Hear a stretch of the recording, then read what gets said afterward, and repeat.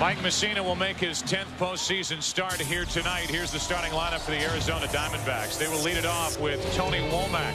Then it's Craig Counsell batting second. Luis Gonzalez hitting third. Rubio Durazo's the DH. Matt Williams, the third baseman. Steve Finley in center. Reggie Sanders in right. Mark Grace batting eighth. And it's Rod Barajas with his first start of this postseason. He takes over for Damian Miller, who pulled a calf muscle in his right leg 2 nights ago here at Yankee Stadium. It flared up on him last night. He's out of there tonight. Mike Mussina's 2-1 this postseason for the Yankees. Mike, a very poor start in game 1 against the Diamondbacks. 3 innings, 5 runs. He had a terrific first season for the Yankees with a record of 17-11. First pitch, a strike to Tony Womack. 2 out of 15 in this World Series. Both hits came last night. Problem was not getting runners on for Arizona. It was bringing them home. No balls, 2 strikes.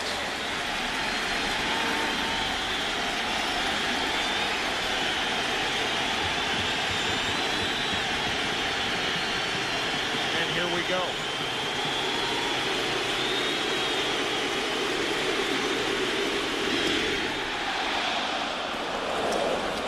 $55,000 umpires, amateur umpires, thought that was strike 3, but it's ball 1. 1 and 2 with Counsell and Gonzalez to follow.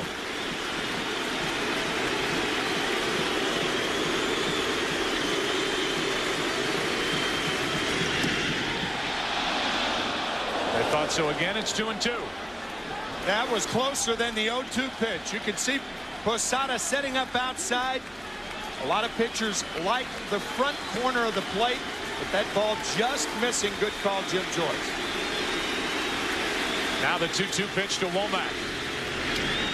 Went up to foul it back. And it remains 2 and 2. The Diamondbacks last night got their leadoff man on 4 of the first 5 innings. But on the night, 0 for 7 with runners in scoring position. They hit into 3 double plays. And eventually blew the 2-run 9th inning lead. Another 2-2 into right field. O'Neill coming to get it. Maybe his last game in Yankee pinstripes. 1 out. Defensively for the Yankees behind Mike Mussina, it's Shane Spencer, who is making a name for himself in this World Series, still out in left field. Again, it's Knobloch on the bench with Williams, O'Neill in the outfield, Brocious, Jeter, Soriano, Martinez around the infield, and Posada catching Mike Mussina. Mike Mussina perhaps has the oddest array of pitches in the major leagues. From his windup, he's much better, as you could see from a stretch. The knuckle curve and the knuckle changeup, and very effective east and west. Outside corner, inside corner. 1 out, bases empty. Counsell takes ball 1 low. Counsell is 1 out of 14 in this World Series, so he's hitting .071, but last night dropped down 3 perfect sacrifice bunts in his first 3 at bats. Trying to get on in front of Luis Gonzalez, who waits to hit next. 1 ball, 1 strike.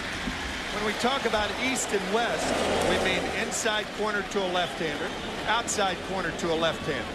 However, he is not particularly adept at keeping the ball around the knees. Waist-high fastballs on both corners is his forte. 1 ball, 1 strike.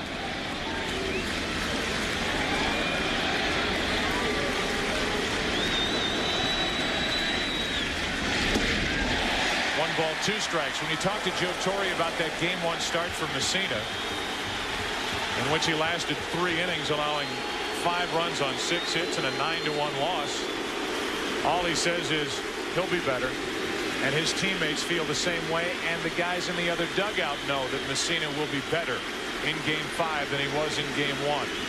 By the way, his first home postseason start as a Yankee.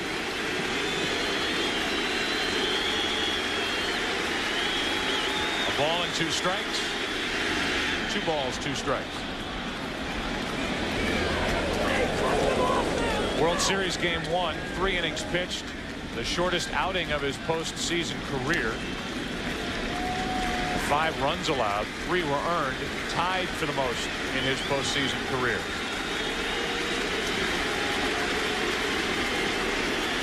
Two balls, 2 strikes with 1 out, nobody on in the first inning.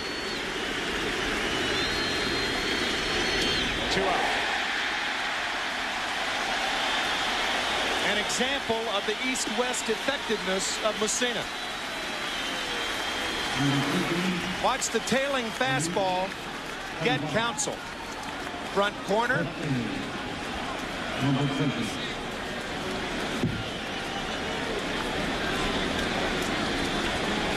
That's nasty pitching right there. So now it's Gonzalez.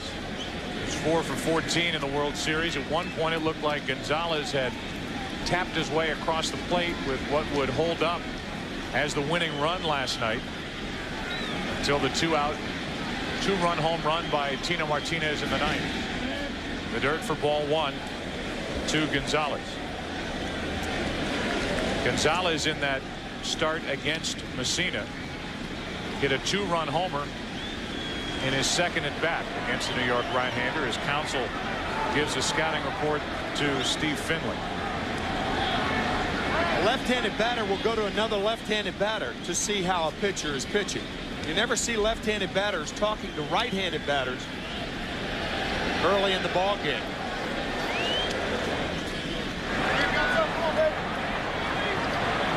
Counsel frustrated with his 1 for 15 start after being the National League Championship Series most valuable player.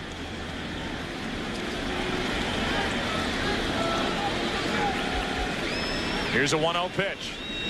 Gonzalez to Tino Martinez. Plenty of time. And a 1-2-3 first for Mike Messina. Bottom of the first against Miguel Batista. No score in Game 5.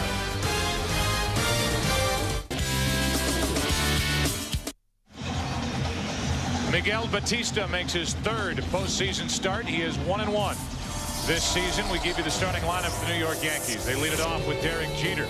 Then it's Paul O'Neill in right field. Bernie Williams hitting 3rd. Tino Martinez cleans up. Jorge Posada bats 5th. Shane Spencer in left. David Justice moved down to the number 7 spot. He's the DH. Scott Brocious at 3rd.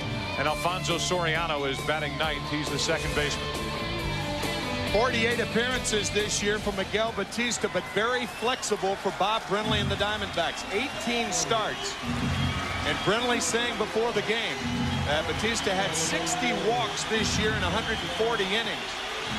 If he throws strikes, it could be very, very difficult on the Yankees. Standing ovation for Jeter as he leads it off in the bottom of the first.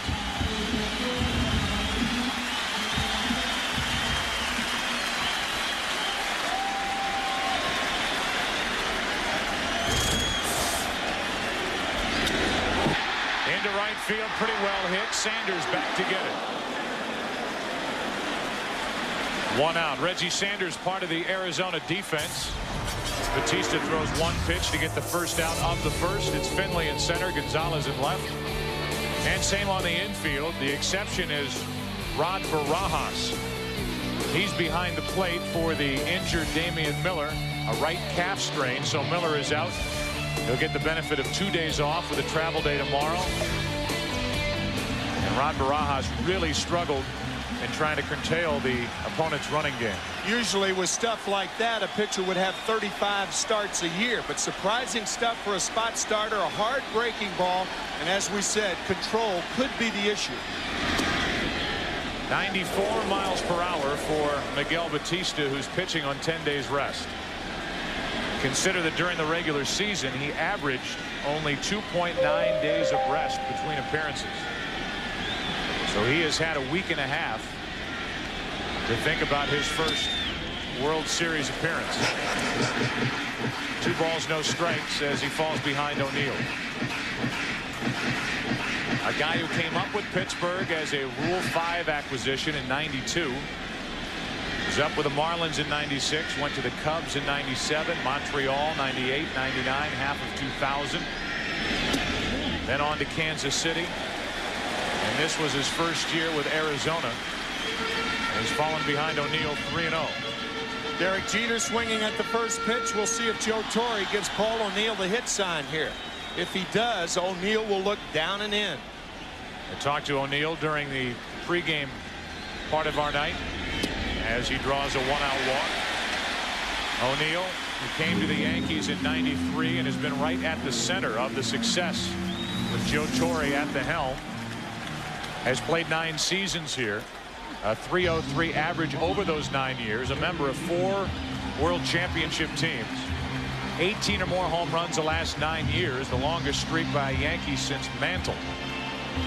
He has flourished here in New York. Only a .259 lifetime average in Cincinnati. But has he ever picked it up as a Yankee? Here's Bernie Williams.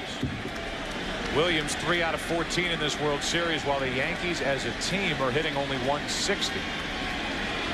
They've scored a total of 7 runs in the 4 games played. But it's been good enough to somehow win the last 2 games to even this series. Good play by Rod Barajas, his first World Series appearance. And only his second appearance in this postseason. And it was the best way to find it out. He found out about 2 hours before game time that he was catching instead of losing sleep last night. Damian Miller on your right, the everyday catcher for the Diamondbacks, and so valuable to this team. It's Barajas tonight. The Yankees may test him before the end of the night. Had the worst percentage in throwing out potential base stealers in the National League with a minimum of 30 attempts. You combine that with Batista. Opponents were 24 for 30 against this right-hander and stealing bases against him. Now it's 6 in a row out of the strike zone from the hand of Batista, and a visit from Barajas. Yeah, our parting words from Bob Brenly today. Good stuff if he has good control. Bob Welch now behind, Bob Welch, the pitching coach, behind Bob Brenly. The one thing that you see with pitchers who have control problems, they carry their hands lower because the pitches, for the most part, are easier to control. We talked about Brian Anderson, the left-hander, the other day, bringing his hands down. And you could see Batista releasing the ball with the hands at his waist. On 2-0, that misses. It's 3-0.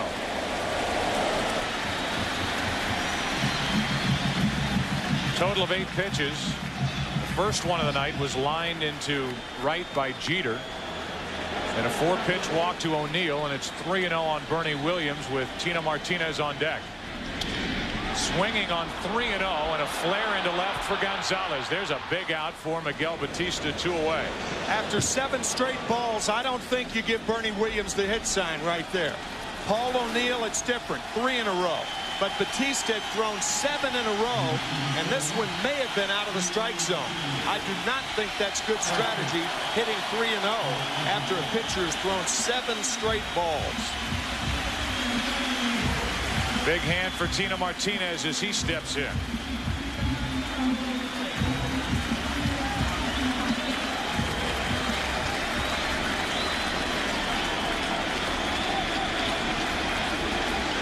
One on, 2 out. Martinez had been 0 for 10 in this series prior to that 9th inning home run. His first hit of this series tied the game last night. Here he takes ball 1 in the dirt. Martinez, who carried this Yankee offense in the second half of the season, was their most consistent hitter really all year, leading the team with 113 RBIs, is hitting only 167 in the postseason. Out in front of that pitch, and the count 1-1. You can see Barajas sitting inside. The pitch was away. That's a nasty downward movement. Looked like a splitter from Batista.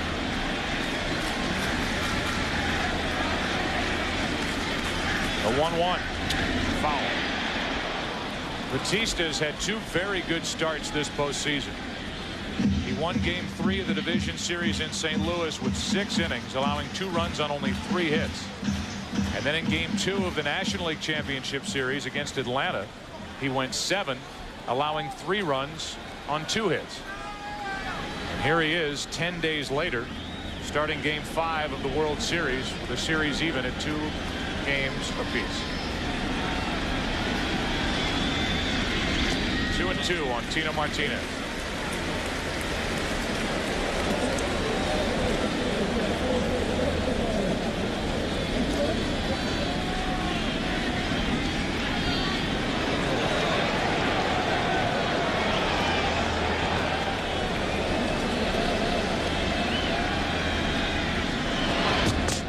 Check on O'Neill. These Yankees have won 9 straight World Series games here at home. That's a record.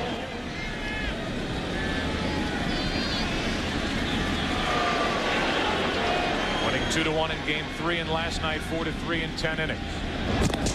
Another check on O'Neill. The 2-2 count on Tino Martinez at the plate.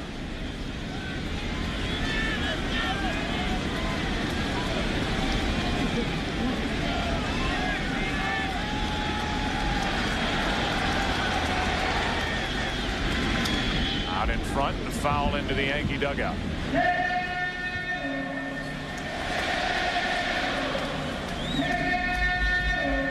With 2 out and a runner on first, the more looks at a pitcher by Paul O'Neill, the more inclined he is to run.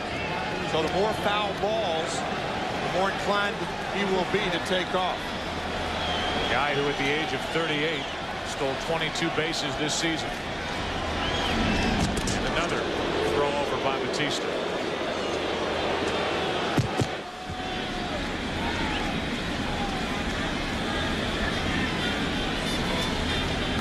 .30-year-old Dominican right-hander Miguel Batista.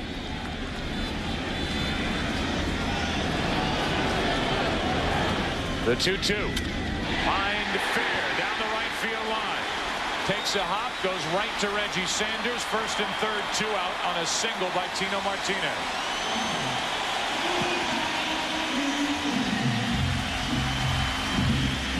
Martinez lightning fast with that swing on the inside fastball. A cut fastball, just fair. And the Diamondbacks got a break when that ball hit the corner of the right field stands and bounced right to Reggie Sanders. Otherwise, it rattles around in that corner, and perhaps O'Neill could have scored.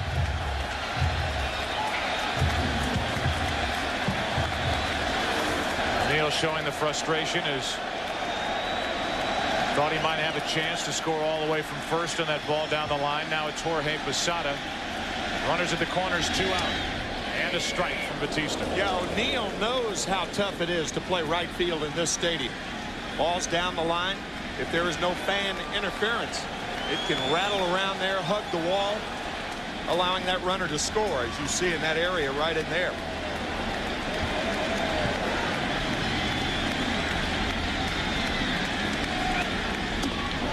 The Yankees are 1 for 16 with runners in scoring position in this World Series. And Posada's behind on the count 0-2. One more time, that ricochet right there. The Diamondbacks catch a break.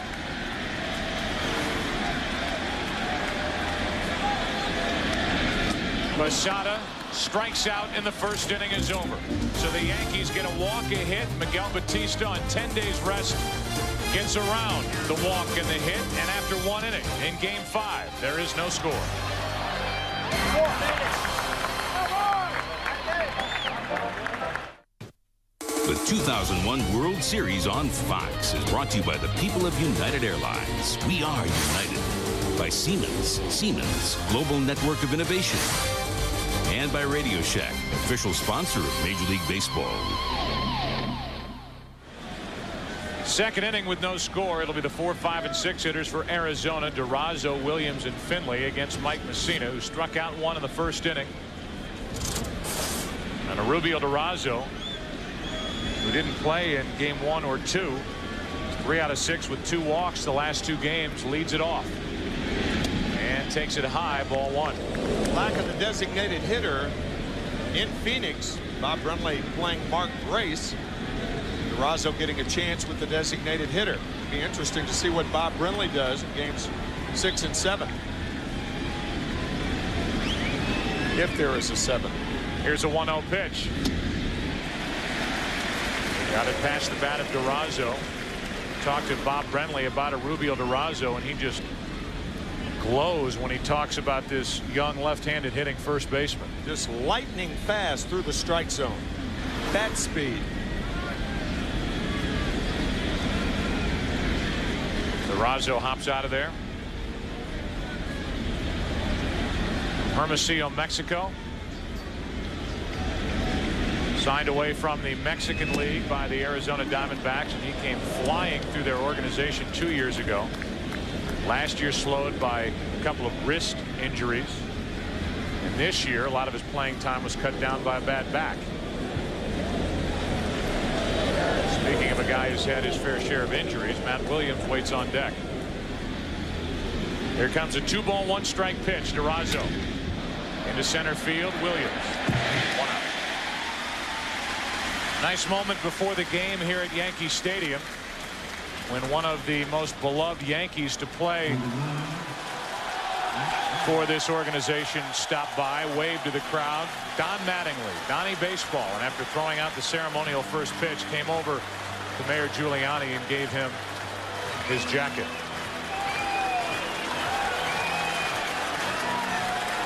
Don Mattingly, one of the more popular players to come around with this team, has been coming around this team a lot more often lately. Called upon by Joe Torre to help Tino Martinez and others through the course of the season with their swing. And isn't it typical that Martinez gets his first hit last night, the game-tying home run, and Don Mattingly shows up? Yeah, after the fact. Yeah, right. Got to hit his first time tonight. Lightning fast, as we said, on that fastball inside. Here's an 0-1 pitch to Matt Williams. 0-2. Matt Williams, after the thrill of that 7th inning 3-run home run in game 2, has not done anything at the plate and is only 3 out of 13 overall in this World Series.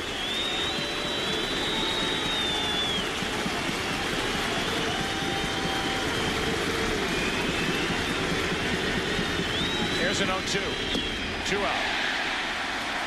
Joe, there have been as many bad swings thus far in this World Series as any in recent memory. You could see Matt Williams front side way out of there. He misses this ball by about 6 inches. But it's not exclusively Matt. Hitters on both teams are doing poorly.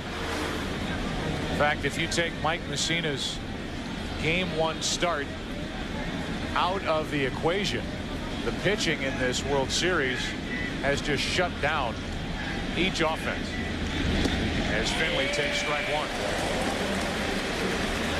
The numbers for Finley in this World Series: 2 out of 10. Take that start by Mussina out. The rest of the starters for each side, a combined ERA of 1.85, averaging 7 innings per start. No balls, 2 strikes on Finley. Clemens got this started for the Yankees in game 3. Orlando Hernandez.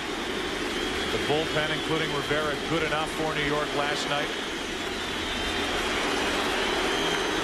Andy Pettitte will be the game 6 starter for New York against Randy Johnson. 1 ball, 2 strikes on Finley. Andy coming up to us in the parking lot before the game saying, "You guys doing the game on Saturday?" We said, "Yep." He said, "Well, I want to remind you to wish my son Josh, who'll be 7 on Saturday, a happy birthday. So we'll do it prematurely, Andy. How's that?"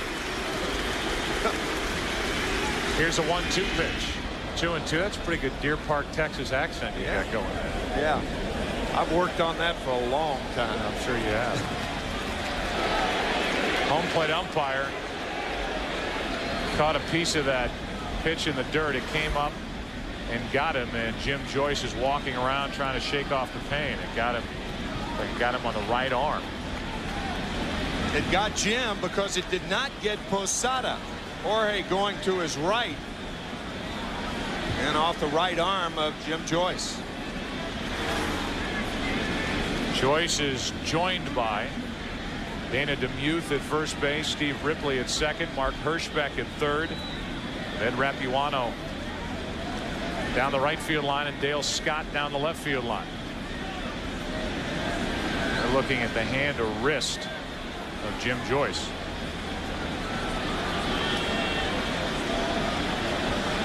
Former American League umpire, now the umpires all under one Major League Baseball umbrella.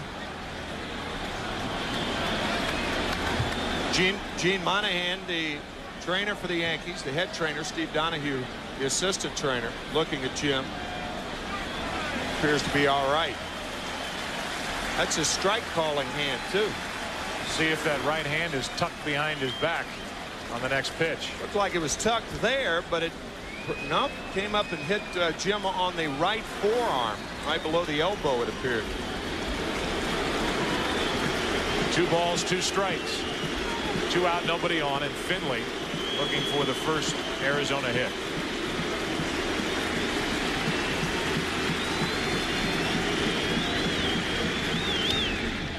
Popped up foul back behind the plate.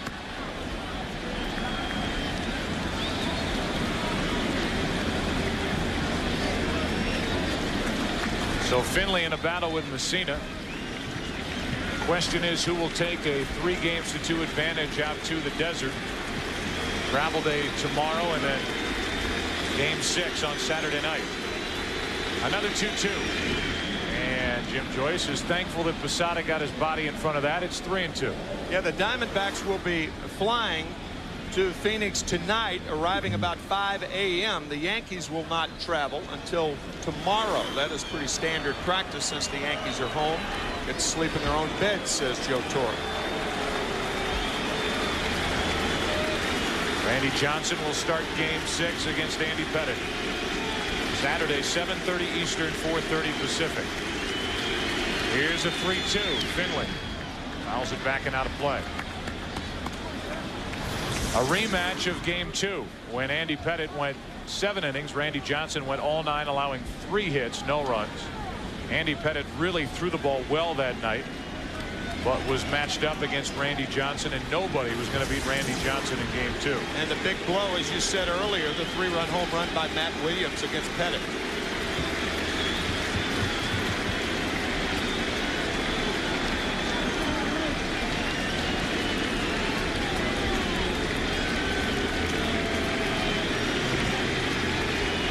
Another 3-2 to Finley. And the inning is over. 3 strikeouts now for Messina. He has been perfect through 2. Batista stranded 2 runners on in the first. He'll take on Spencer, Justice, and Brocious with no score. The 2001 World Series on Fox is brought to you by The Joy of Pepsi, by Shallow Hal, a new comedy from the Farrelly Brothers, special sneak preview tomorrow, and by Taco Bell's new chicken quesadilla. Bottom of the second, no score. Bottom part of the order for New York against Miguel Batista, who allowed a 1-out walk and a 2-out hit to Tino Martinez, but struck out Jorge Posada to strand 2. And on a 95-mile-an-hour fastball that counts 0-1 on Spencer.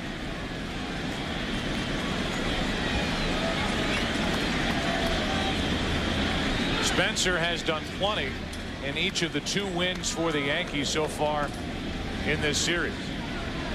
Games 3 and 4. He's done it defensively. He's done it offensively. And the home here 0-2.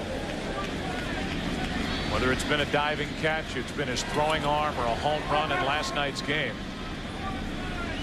Spencer is right now a solid part of Joe Torre's lineup. Good pitch from Batista. Second strikeout for the Arizona right-hander. 1 out. A good splitter right there. Get Spencer. You could see Shane swinging over that pitch. We talked about Batista and where he holds his hands, delivering the ball with his hands around his waist. Mike Mussina's not like that. Messina doesn't have control problems, but Batista does. Consequently, Messina holds his hands high when he delivers the ball. Batista holds his hands low. Usually the lower a pitcher carries his hands, the more problems he has with control. Missing with ball one to David Justice, whose only hit came because Craig Counsell lost his footing in last night's ninth inning.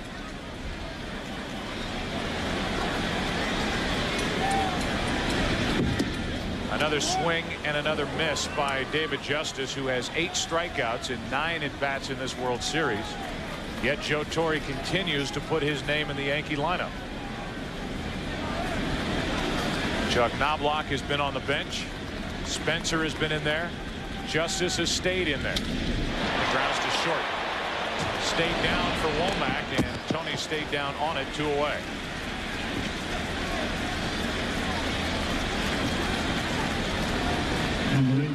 Tony Womack, a guy who's bounced around defensively, former everyday second baseman in Pittsburgh. Then he came to the Diamondbacks. The Diamondbacks handed a huge contract to Jay Bell and eventually turned him into a second baseman, so they put Womack out in right. He's now come back into the infield, and he's played a solid shortstop, committing only 8 errors during the regular season. Well, he has committed 3 in the postseason. 2 out, nobody on, and Scott Brocious rounds it up the middle. Diving stop, Counsell. What a play, inning over. Craig Counsell to his right took a hit away from Scott Brocious. He always lets you know he's in the game. Might not be with a bat, with the glove. We know he's in game 5. Bob Brenly, wearing a microphone, had this early assessment on the pitching of Miguel Batista. How about? That's big for him right there. If he can throw that pitch for strike when he's behind. That was a 1-0 slider to David Justice. Reggie Sanders takes a pitch high for ball 1, and we're underway in the 3rd inning with no score. Most major league pitchers who can throw breaking balls in fastball situations are going to be effective, and Bob Brenly, an ex-catcher, knows that. Talking to his pitching coach, Bob Welch, as Sanders pops one down the left field line. It's hooking into the seats and foul. 1 ball, 1 strike. Bob Welch, who actually pitched in the World Series with the Dodgers against the Yankees in both 1978 and 1981. And his season in 1990 of 27-6 was one of the best pitching seasons in the last 20 years. Here's a 1-1. That's strike 2. 1 ball, 2 strikes on Sanders as Messina looks for his 4th strikeout. Grace to follow, and then Rod Barajas, the number 9 hitter, the catcher, filling in for Damian Miller.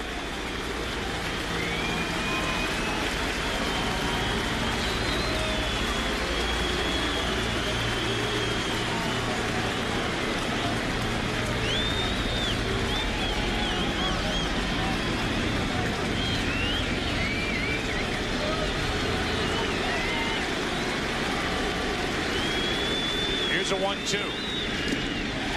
1 out, strikeout number 4.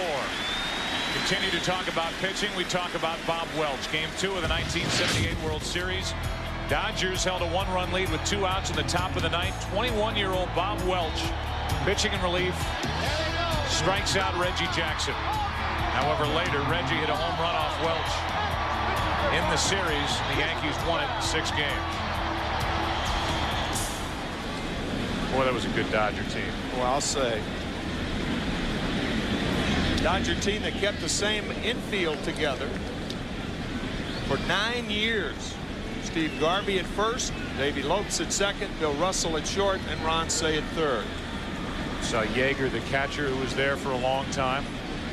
Actually, he's credited with developing that flap that hangs down from a catcher's mask to protect the throat.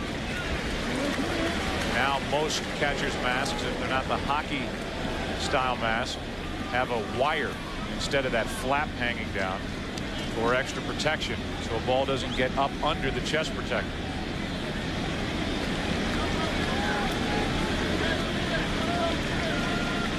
One ball, one strike, one out, nobody on. Grace. Home plate umpire Jim Joyce is going to stay on his toes back there tonight. 2 balls and a strike. Well, usually with pitching like this in the World Series, home plate umpires have problems because of the action of the pitches. Messina with an excellent knuckle curve thus far. On the outside corner with a 91-mile-an-hour fastball, it's 2-2.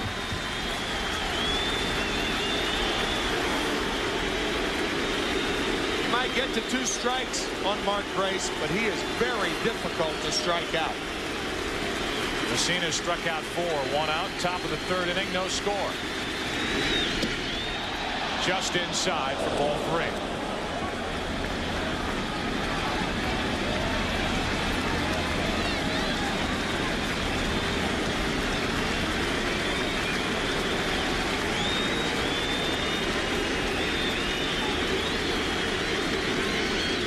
Time called at the plate. Yankee pitchers now have retired the last 15 Diamondback hitters.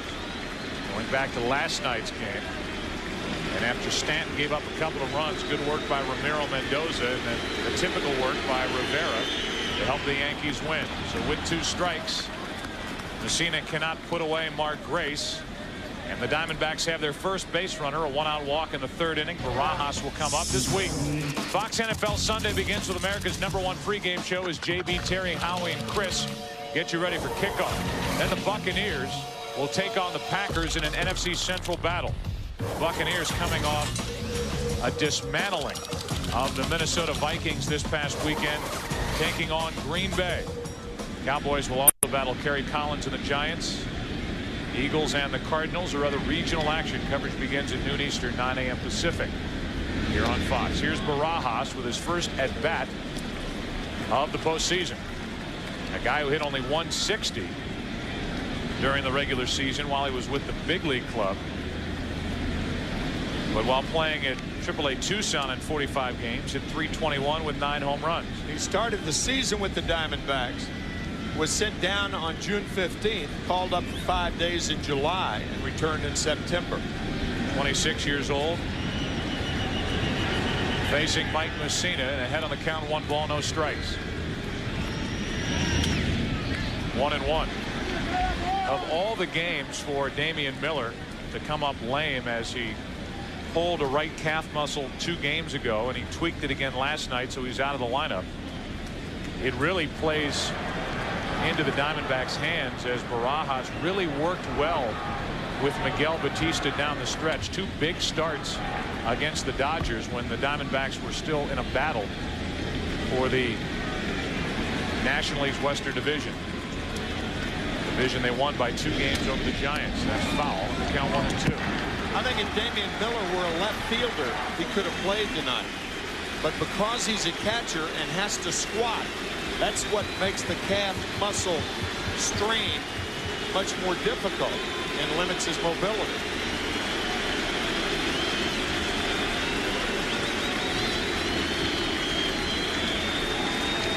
Pitcher's able to blow into that pitching hand, although the temperature really is probably warmer tonight than it's been at any point in this World Series here in New York.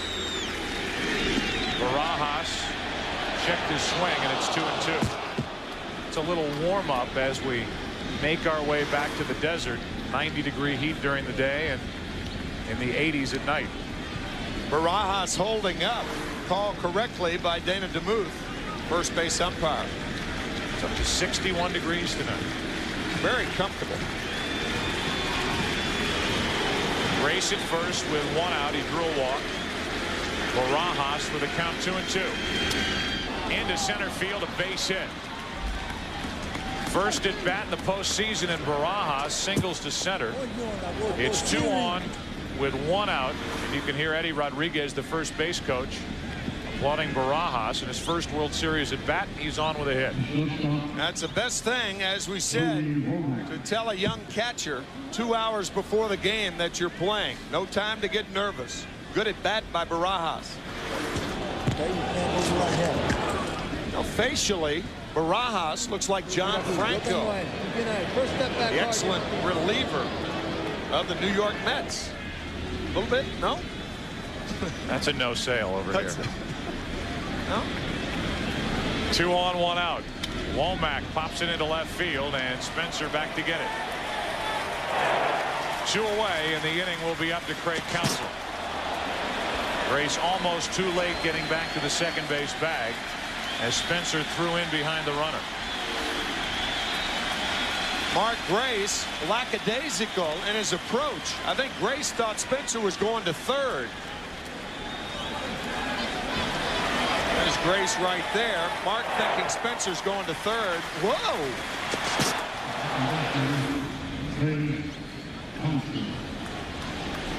That'll make you hop a little bit in your 14th year in the big leagues. As Craig Counsell steps in with 2 on, 2 out. He's already made a terrific defensive play. 1 out of 15 at the plate in this series. The more awkward approaches to hitting that exists not only in the big leagues, but in Little League, in the minor leagues, you name it. This is a strange way to try and hit a baseball.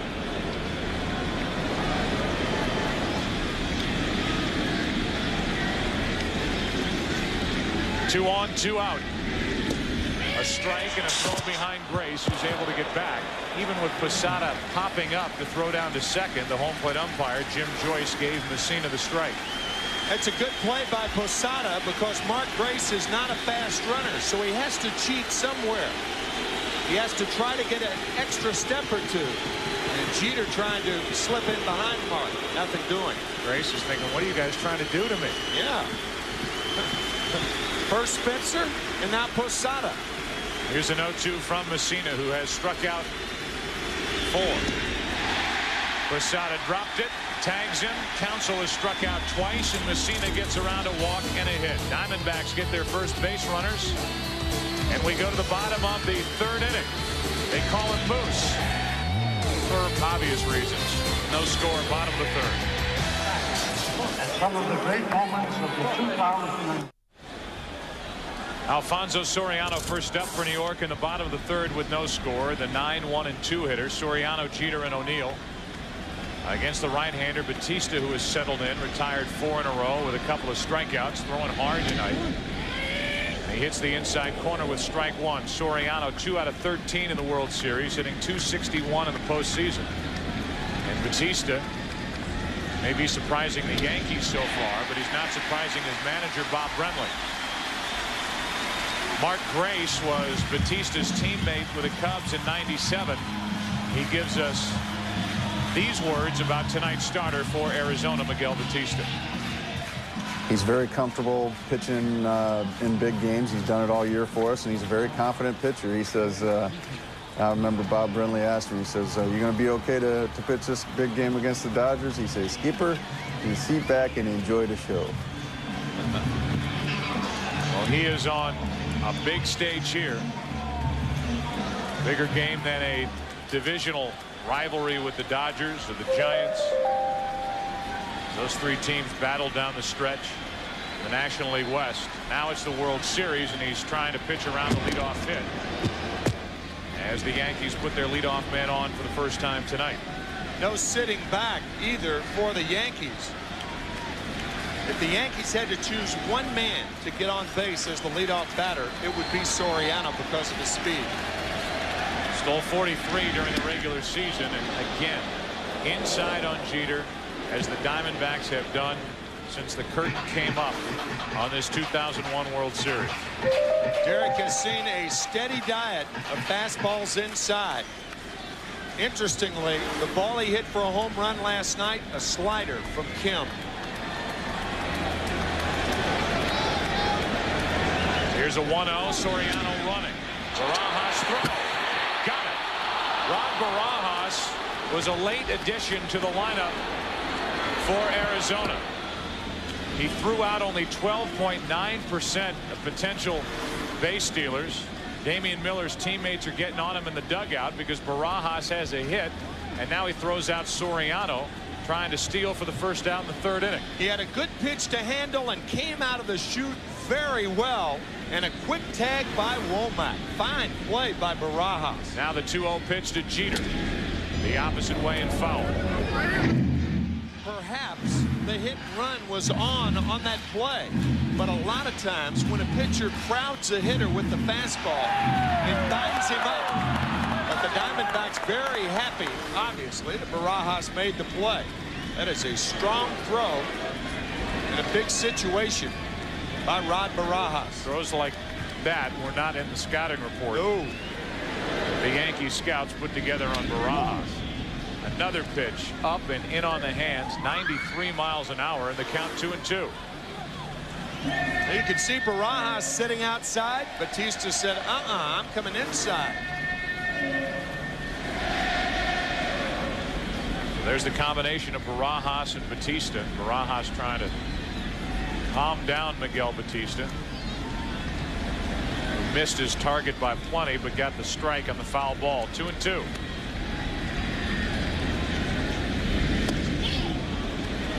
A little bit low. 3 balls, 2 strikes with 1 out, nobody on, and O'Neill next.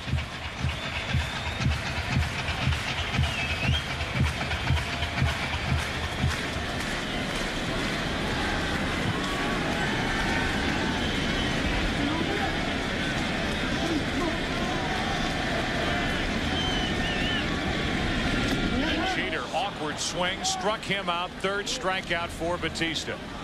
2nd out here in the 3rd inning. Remember Bob Brenly's comment, in a fastball situation, if he can get this pitch over, he's going to be effective.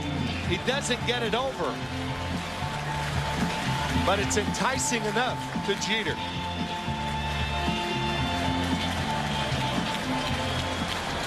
Tried to hold up, but couldn't.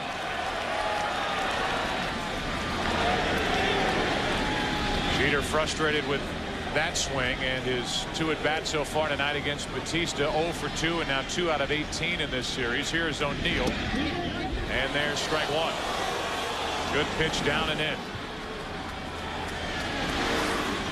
Another slider out of the strike zone. That's the thing with that high leg kick. Once you plant that right foot, it's very, very difficult to stop movement. That high leg kick, you see more check swing strikes than the other way. Off to the left, and it's 0-2. 7:30 Eastern, 4:30 Pacific. The Yankees and the Diamondbacks game 6 on Saturday night, and a rematch of Andy Pettitte against Randy Johnson. And if there is a game 7, it'll be Roger Clemens against Curt Schilling.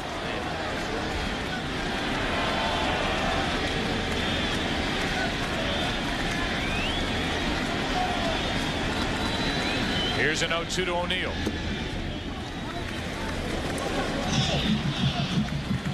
On deck is Bernie Williams. O'Neill walked his first time up. Think back to that first inning walk, a 4-pitch walk. Then 3 in a row out of the strike zone to Bernie Williams. The Yankees let him swing, and he popped into left for the 2nd out of the inning. Then a hit by Tino Martinez down the right field line. Set up 1st and 3rd, but Posada struck out. And that 3-0 pitch to Bernie Williams could have been a ball. We said it at the time. In our view, that was not the time for Bernie Williams to be swinging 3-0. If a pitcher wants to get wild, you try to let him get wild. But when Williams flied out to left, it got him settled down. The 2-2 pitch. O'Neill to the shortstop, Womack. Miguel Batista is doing exactly what Bob Brenly thought he may do. Surprise starter Rod Barajas took care of the first out of the inning by getting Soriano. Batista got the next 2, and we go into the 4th inning with no score. The 2001 World Series on Fox is brought to you by Chrysler. Drive equals love.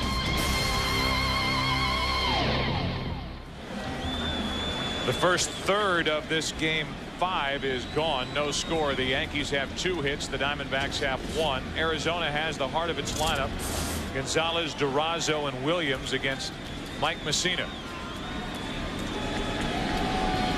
Gonzalez hit one hard to first, but grounded out to Martinez back in the first, and there's ball one. I was just thinking about that, Joe. Luis Gonzalez is picking the ball up very well against Messina. A line drive out his first time up, the home run, the two-run shot at Bank One ballpark. And laying off two pitches to go up in the count 2-0. Game one, 3 innings pitched, 5 runs on 6 hits. Tonight, 3 innings pitched, 1 hit, 5 strikeouts, and no runs. 2-0 pitch to Gonzalez. Good pitch.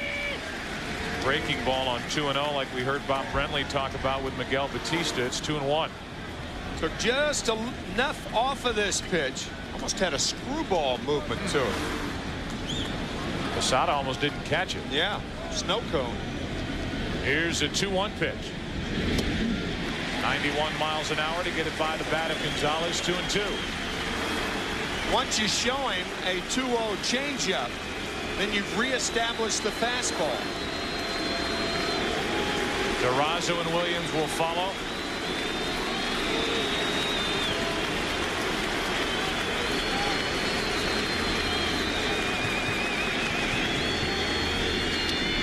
Off the end of the bat and back toward us.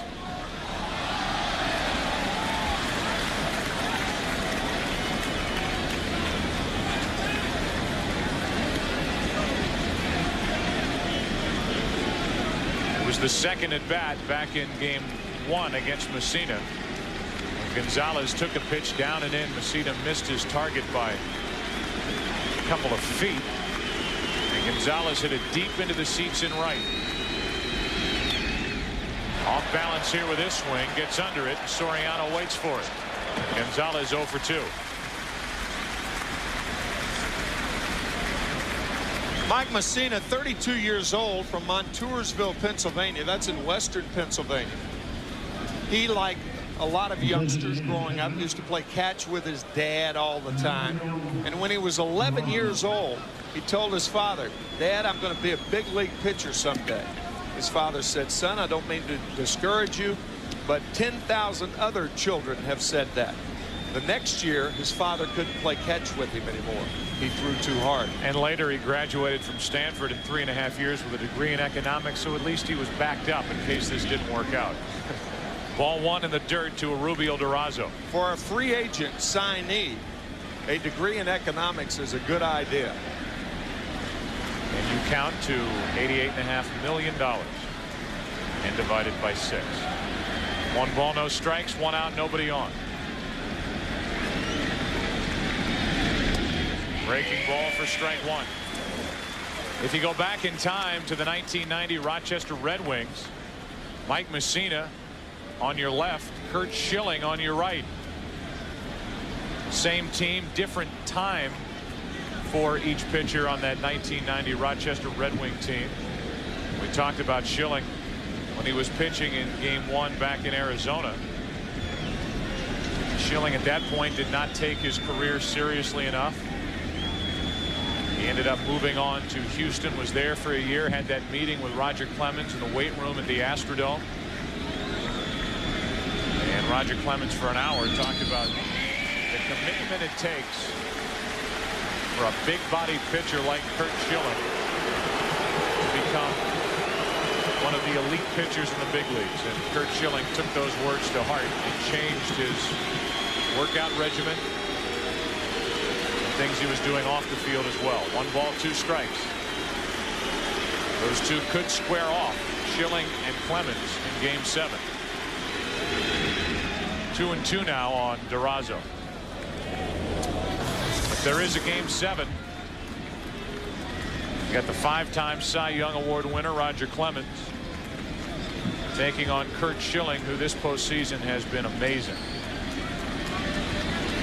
First time since 1985 that a pair of 20-game winners would meet in game 7. Brent Saberhagen, John Tudor. But there may be no game 7.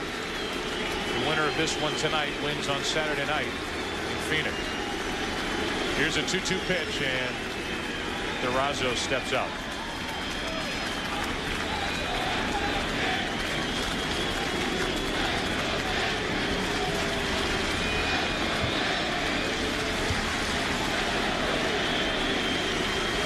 One out, bases empty. Durazo strikes out. 2 gone. 6 strikeouts for Messina. Messina has everything working so far tonight. The knuckle curve out of the strike zone, as it often is when it's affected. That pitch is a misnomer. He throws it. He almost flicks it to the plate. He throws it with the fingertips. The changeup knuckle curve is thrown with one fingertip. And the regular knuckle curve, that's what that pitch was, thrown with 2 fingertips. And now with 2 out and the bases empty, here's Matt Williams. Struck out his first time. There's the knuckle curve, and there's strike 1 on Williams. Realize how strong the fingers have to be to pitch like Messina does. But he's been doing it for a long time, since a teenager. 1 on the ground, 4 through the air, and 6 into the glove of Posada. The out so far tonight. Hand shot, a little liner to Scott Brocious. No doubt that Mike Messina is on tonight. No good in game 1 out in Phoenix. He is rolling through the first 4 here in game 5. Bernie Williams first up. Bottom of the 4th inning, no score. Miguel Batista trying to match Mike Messina and doing a very good job to this point. Williams flying to left his first time, and a breaking ball misses low for ball 1. Talked about the success that Barajas, the catcher, had this year with Batista. 2 hooked up for 50 innings, and Batista had an ERA of 1.07 working with Barajas. Allowed no home runs in 52 innings while working with Damian Miller. Miguel Batista had a 4.85 ERA and allowed all 9 of his home runs that he gave up this season. Add to that opponents stealing bases against this combination were 10 for 10 during the regular season. Barajas caught Soriano last inning. Batista caught the strike zone at the knees to Bernie Williams here, and the count's 1-2. Again, that soundbite from Bob Brenly. When a pitcher can throw the breaking ball over as consistently as he's done, he gets by with the fastball. Good moving pitch. Stayed up and in, and the count 2-2. That was a cut fastball. Pressure on the middle finger. It reacts like a slider. In under the armpits of Williams. Missing the outside corner barely, and the count's full.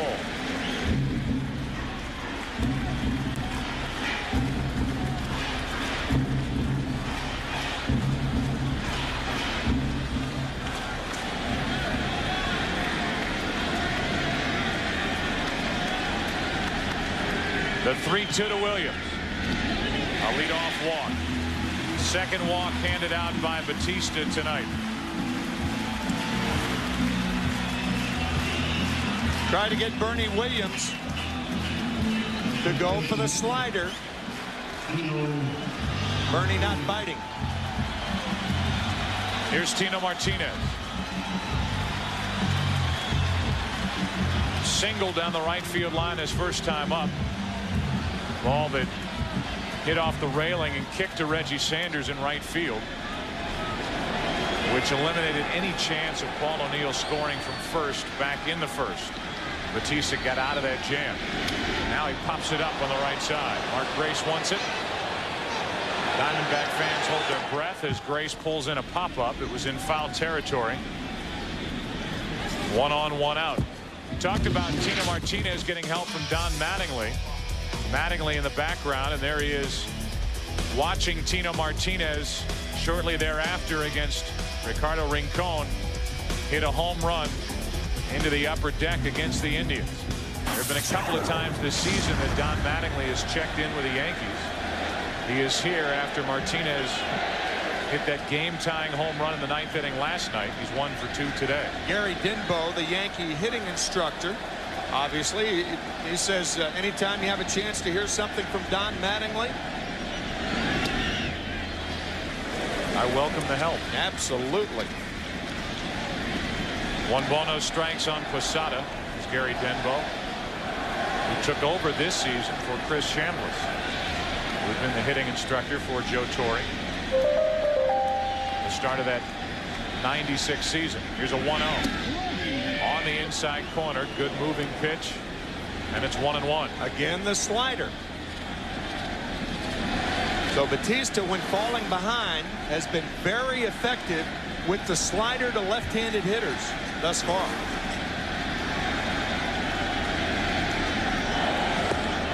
Go to first. It really hasn't mattered who has been on the mound for Arizona in this World Series. The Yankees just are not hitting. They've been getting clutch hits, and obviously last night thrilling hits for the New York fans. The combination of Brian Anderson, Mike Morgan, and Greg Swindell basically shut down this Yankee offense in Game 3. Tonight it's Miguel Batista as Womack goes to Counsell, who goes to first, and Batista is through 4 shutout innings. So whoever has towed the slab for the Diamondbacks has shut down the Yankee attack.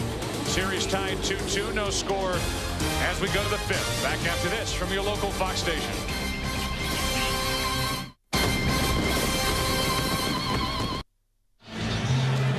The Diamondbacks hitters have so far amassed only 1 hit against Mike Mussina, but they have made him work. Through 4 innings, he has thrown 60 pitches.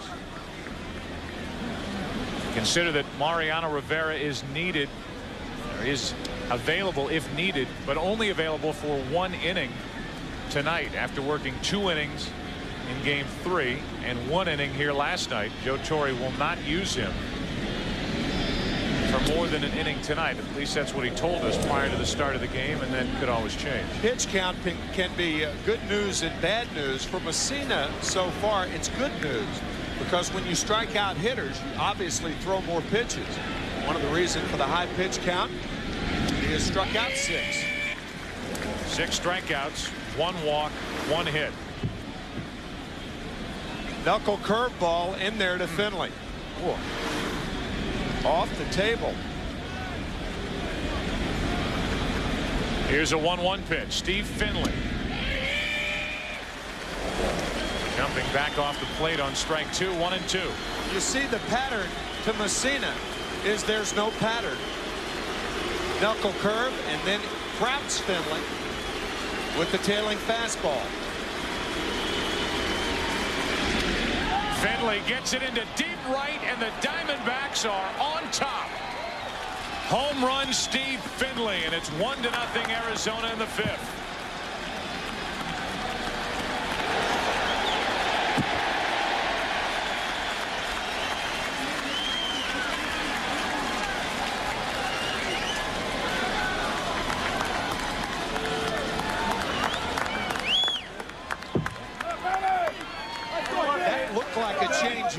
Could have been a backup slider.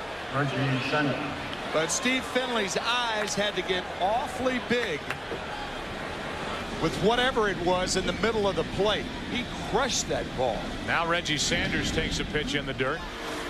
Ball 1. Finley turning to Posada and said, Jorge, I'll handle this one. Mussina gave up 20 home runs during the regular season. The Diamondbacks and their bench, they knew it immediately. And Arizona is out in front 1-0 here in the 5th inning.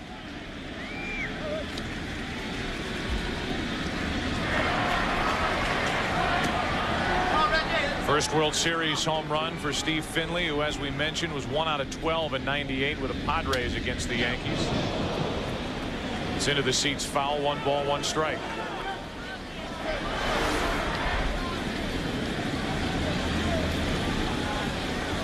Could have been a knuckle curve. Whatever it was in the middle of the plate, but not for long. Here comes a 1-1 pitch to Reggie Sanders.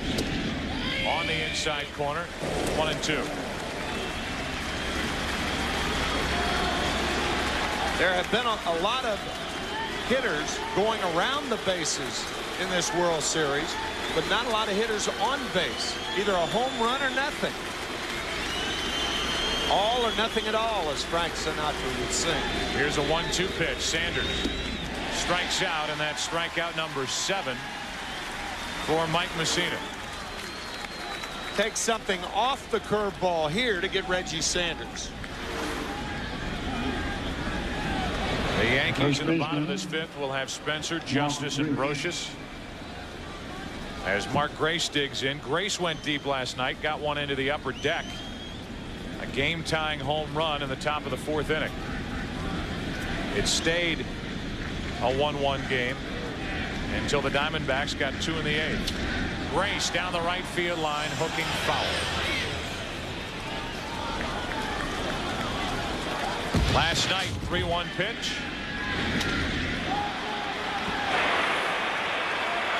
And Mark Grace, who hit 15 home runs during the regular season, tied the game at that point 1-1.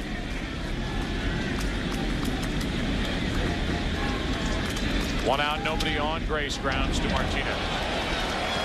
2 out.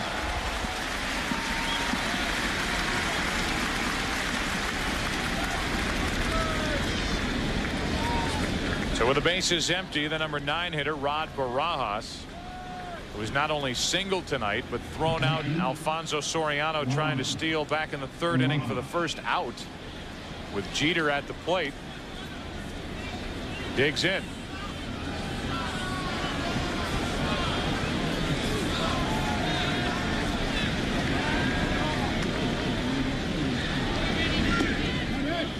Low for ball 1. That home run took the Yankee crowd out of the game momentarily.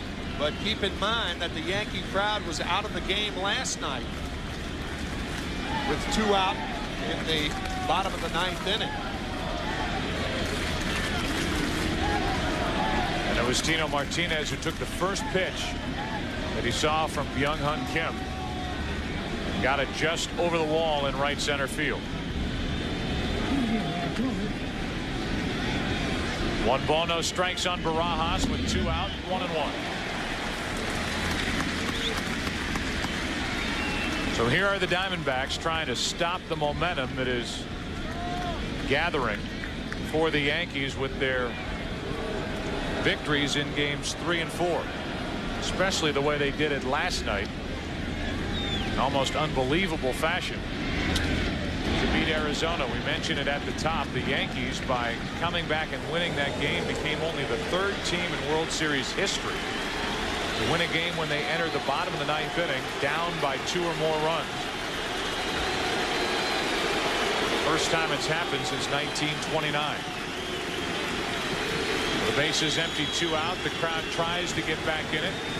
1-2 pitch, and Barajas hits it into deep left field. Back at the wall. It's 2-0 Arizona. Rod Barajas, who was inserted in the starting lineup for the Diamondbacks literally an hour and a half, maybe 2 hours before the game, is 2 for 2. He's thrown out a base stealer, and he has doubled the Diamondbacks' lead. It's 2-0 in the 5th. What a story. He had not even hit in the postseason before tonight. He had only played defensively 1 game in the division series. Make that 2 games in the division series. My goodness. What a story. So with the bases empty, 2 out, Womack takes ball 1 outside. Hanging breaking ball, and he knew he had it all. In his first 7 games with the Diamondbacks this year, he had 3 home runs, and then nada for the rest of the season until that last swing. Oh, go ball.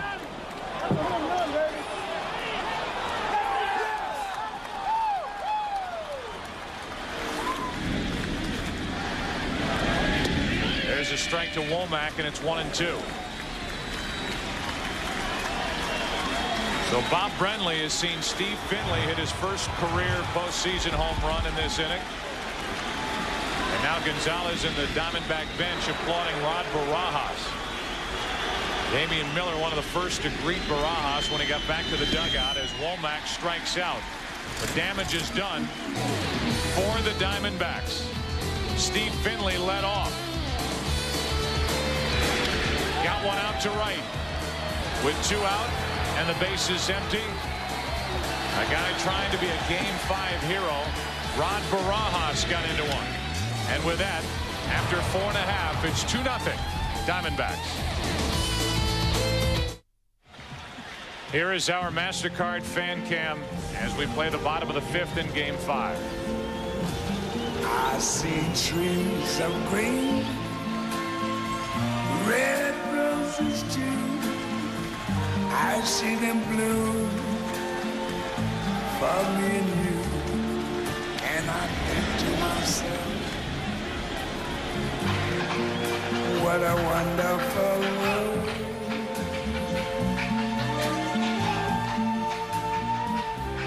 I see skies of blue and clouds of white, the bright blessed day, dark sacred night. A little high, 1 ball, 1 strike. Thinking of that song and thinking of this being our last game in New York, this 2001 season. All this city has been through since September the 11th. The moments that baseball has provided fans at this stadium have been truly memorable, and just as memorable, the musical tributes that we have witnessed here at this ballpark and in ballparks across the country this postseason. As Spencer has the count now, 2 balls, 2 strikes. Musical tributes here at Yankee Stadium have been breathtaking. They really have. The 2-2 to Spencer. Outside third, and foul ball, still 2-2.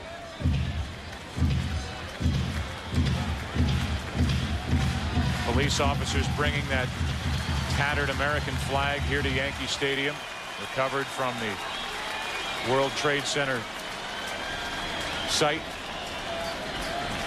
Recovered 3 days after the bombing. Tower 2 falling on that flag, and it's here at Yankee Stadium. It has been flying out in center field these 3 games here at Yankee Stadium. The Yankees find themselves down 2-0, and Miguel Batista has been fantastic. So far, no runs on 2 hits. 3-2 pitch. Up the middle. Diving stop. Counsell again. Safe at first as Grace couldn't dig it out. Counsell showing tremendous range time and time again out of the second base position. This is the 3rd time he has gone to his right, dived for the ball, and made the play. Mark Grace normally would come up with a ball like that. This is a short hop. And he usually sucks that ball up. So base hit for Shane Spencer. See the glove almost come off the hand of Counsell as he stretched as far as he could to his right.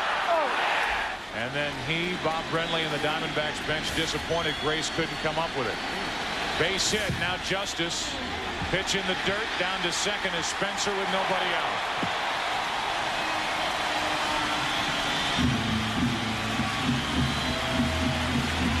So the fine diving play by Counsell, but Grace unable to come up with a short hop, and now Barajas can't come up with the short hop. Spencer, an excellent base runner. He's not as fast as some Yankees, but excellent instincts on the bases. Takes second easily.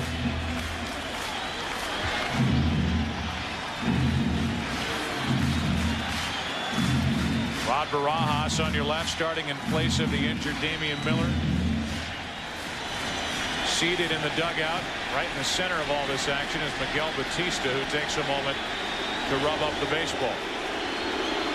And Barajas pops up and runs out there to join him. The middle innings are the innings that concern Bob Brenly. When you talk Batista, he has had 19 starts this year, including 20 actually, including the postseason. And he's gone past the 7th inning only twice. So these are danger innings for Batista. Justice, 1 ball, 1 strike.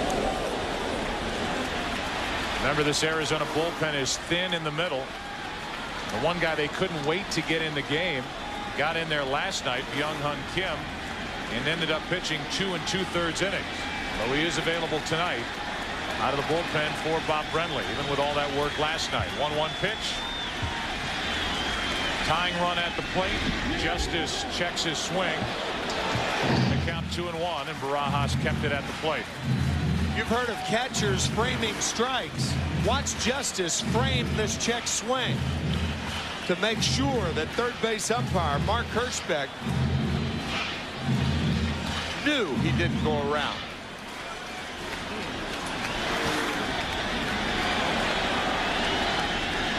So now a 2 ball 1 strike count on Justice. Rounded out his first time, and he's 1 out of 10 with 8 strikeouts in this World Series. 2 balls, 2 strikes. Could have been ball 4 to Dave Justice, but it's 2-2. 4 balls out of the strike zone, and he has swung at that slider or splitter. Well, that ball, the bottom fell out of that thing. Runner at second for New York. Nobody out. Justice trying to get him over or get him in. Strikes out again. David Justice, his frustration continues, and so does the frustration of the fans here at Yankee Stadium. 9 strikeouts in 11 at-bats. Going after a lot of bad balls. All 3 swings, bad pitches. 5 pitches, 5 balls, and a strikeout for Batista.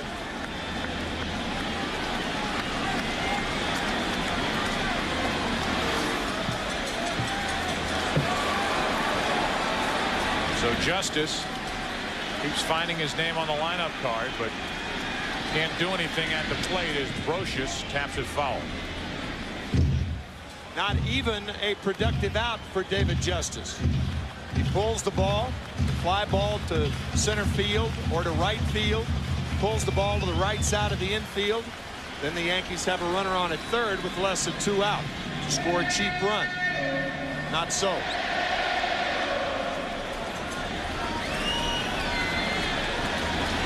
The Yankees have only 3 hits. The Diamondbacks have only 3 hits, but 2 of them left the park. Runner at second, 1 out. And the 0-1. 1 ball, 1 strike.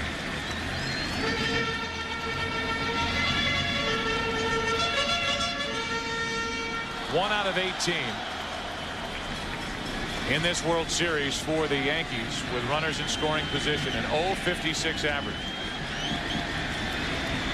They've scored a total of 7 runs in 4.5 games now.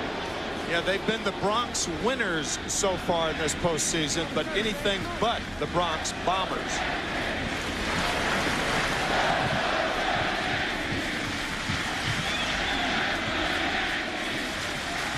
Crowd trying to get him going. Brocious with a runner at second, 1 out. He's up on the count, 2 balls and a strike.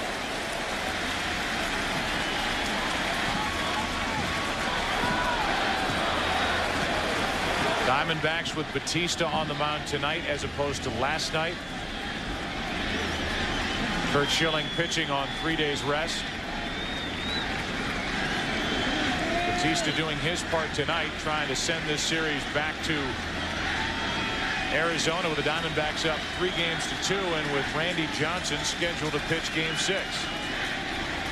Leading 2-0 in the 5th inning. A 2-1 pitch, 3 balls and a strike, with a rookie Soriano waiting on deck.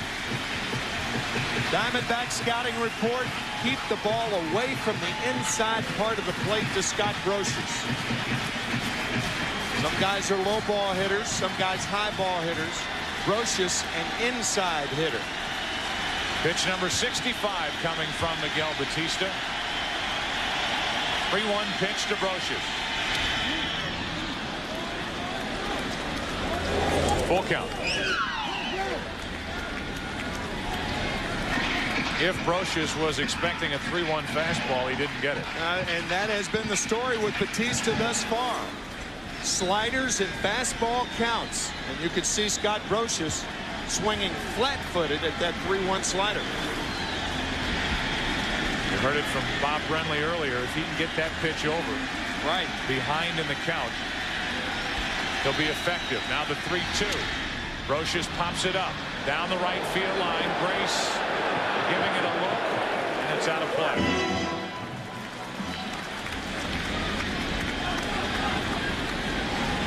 Brocious broke his bat, and Grace is happy that he didn't break something going on top of that tarp down the right field line. I think more bats are broken on balls hit off the end of the bat. Nice try by Mark Grace, scaling Everest in foul territory. So the count full, 3 balls, 2 strikes on Brocious. It represents the tying run at the plate for New York. Infield hit by Spencer started the inning. A wild pitch, then Justice struck out. Brocious hits one into right.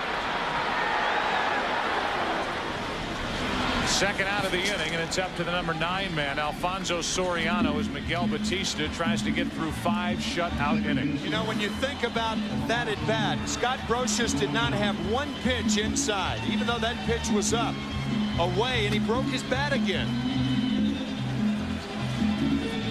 So the 3-2 fastball the first time broke 1 bat, and the ball he put in play broke another one. We talked about the strength of the arms in the outfield for Arizona. You wonder, had Justice been able to advance the runner Spencer over to third, if with the way the Yankees are swinging the bats, they may have tested Sanders on that fly ball. I think they probably would have. 0-1 now on Soriano. What a job Miguel Batista is doing here in Game 5. Bob Brenly saying before the game that the Yankees might be surprised with what they get from Miguel Batista. Soriano to third. Williams backs up. Long throw. Inning over. I'm sure the Yankees are surprised with what they're getting from Miguel Batista. The Diamondbacks aren't. He has been terrific. And after 5 in Game 5, 2-0 Arizona. The 2001 World Series on Fox is brought to you by Budweiser. The crisp, clean, refreshing taste you'll find in no other beer. This Bud's for you.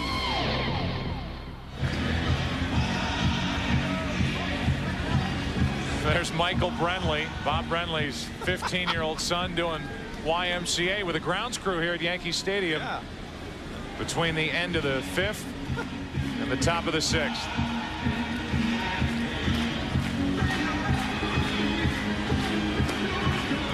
Think he's having any fun trailing Dad around? Oh, man. What a run for Bob Brenly in his rookie season as a manager. 47-year-old manager. And he has heard one opinion after another about the decisions going into last night's Game 4 and during last night's Game 4.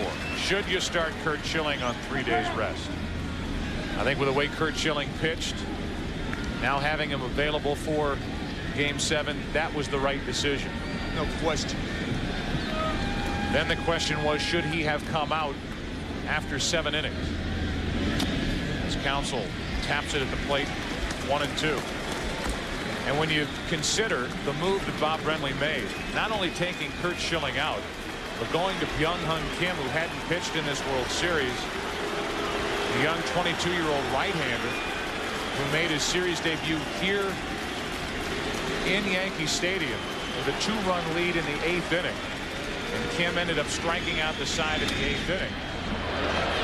Whether you agree with the decisions or not made by Bob Brenly, you have to realize and give him the fact that he is not scared to make moves, not scared to be second guessed, and he has been second guessed all day.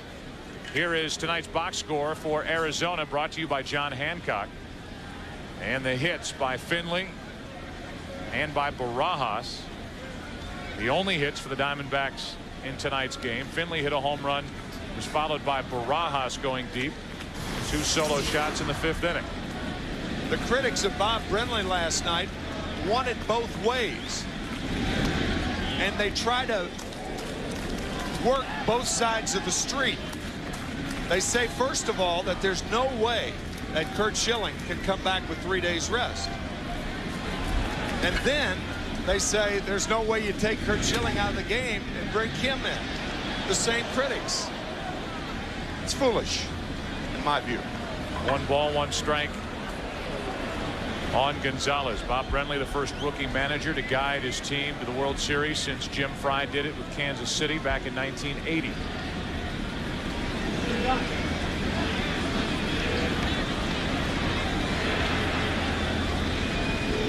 One ball, 1 strike with 1 out, nobody on.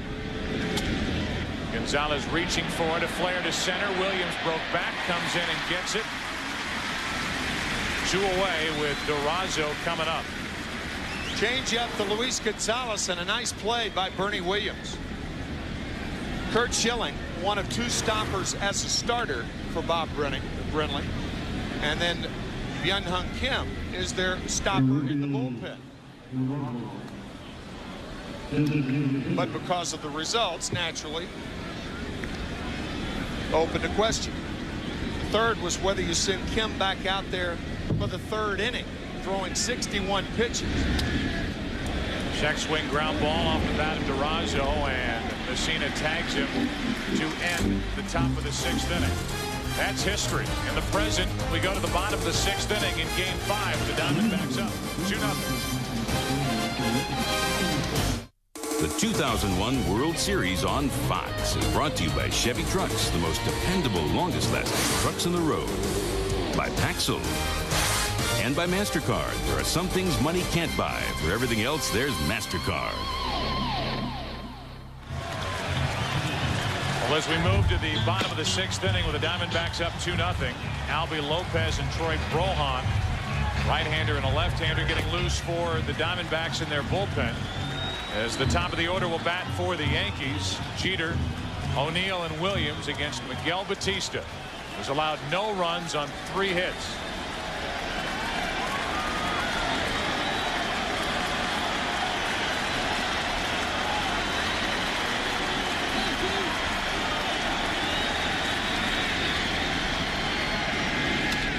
Up the middle, and a good start for New York. Jeter's 3rd hit of this World Series.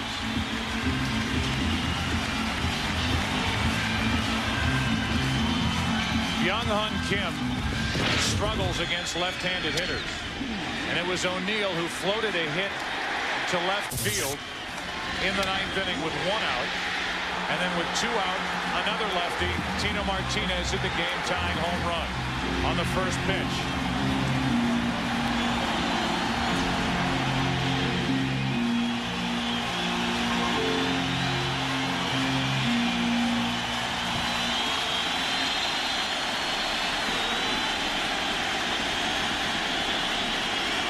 O'Neill 0 for 1 with a walk. Strike 1. We've mentioned it already. This crowd to their feet applauding Paul O'Neill, who has been here with the Yankees since 1993. They call him the Warrior. A player who, when Joe Torre took over this Yankee team, he was told, oh, he's a selfish player. Joe Torre, I'll tell you, he has seen none of that. Other than Paul O'Neill is a guy who wants to get a hit every time up, and if that makes him selfish, he'll take a team full of selfish players as Batista steps off and looks at Jeter over at first. Kurt Simmons, an old teammate of mine who I know is listening outside Philadelphia, used to say, give me 25 selfish players with talent, we'll win a lot of pennants. O'Neill won in 1990 with Cincinnati, and then front and center for the Yankees since this run began back in 1996. 1 ball, 1 strike on O'Neill.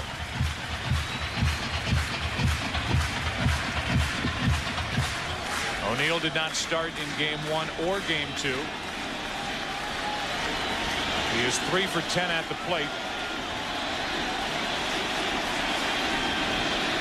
He's the tying run at the plate right now. And Batista falls behind him 2-1.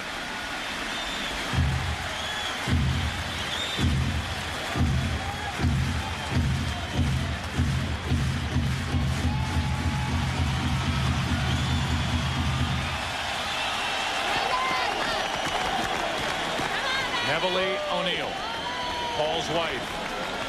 Paul has hinted that he will retire at the end of the season. He's never flat out said this is it, but he has hinted along those lines. It is widely regarded that this is his final game.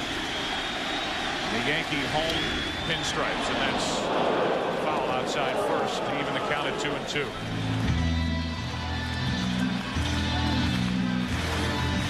A slider to O'Neill with the count. 2 balls and 1 strike. Jeter hit a slider.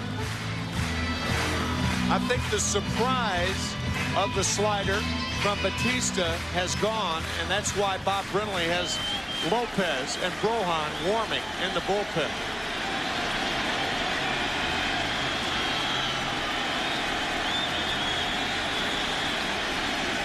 Here's a 2-2. 92 miles per hour with that cut action on it, and on the hands of O'Neill, and it stays 2-2.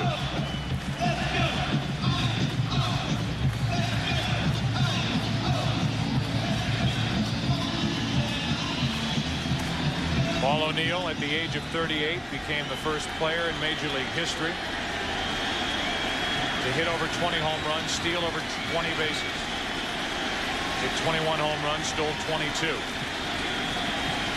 Not driven in a run in this World Series. He has hit 2 home runs this postseason, has 3 RBIs.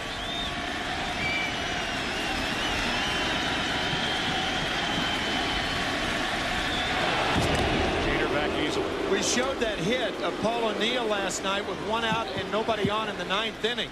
The ball plopping in front of Luis Gonzalez, and you could see Gonzalez in left field playing a more shallow left field with 2 strikes on Paul tonight.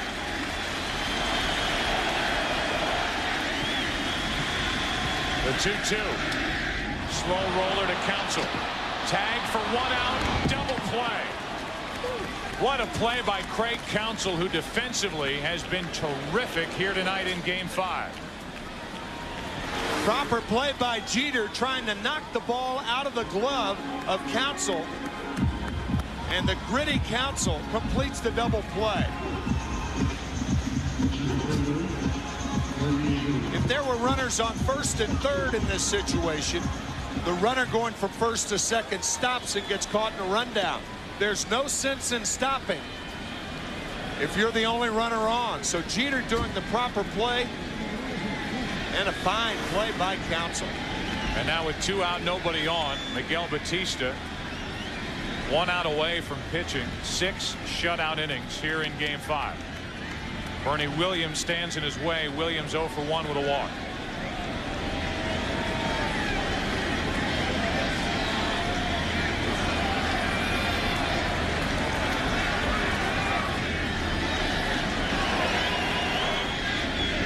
We mentioned during the National League Championship Series that Miguel Batista has a picture of Albert Einstein in his locker, and he lives by the philosophy imagination is unlimited.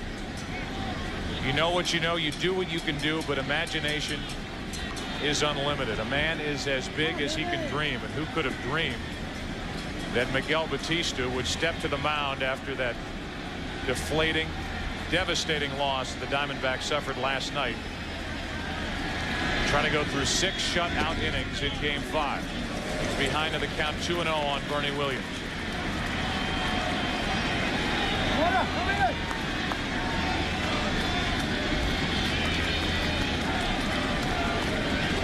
Miguel Batista now has allowed 7 earned runs over his last 6 starts, including the playoffs, in over 37 innings. On the outside corner, it's 2-1. Bob Brenly says every time he sees Miguel, Miguel has his eyes on a book. He is an aspiring author, wants to write a book. He has already written a book of poems. On the inside corner, 2-2. He's writing some chapter so far tonight. Good fastball on the corner to Williams. He's in the category of a journeyman right-hander. He's been with Pittsburgh, Florida, Chicago, Montreal, Kansas City. First year with Arizona. Pitching in the World Series. And the count stays 2-2 on Bernie Williams. Working on being a journalist right-hander. That's right.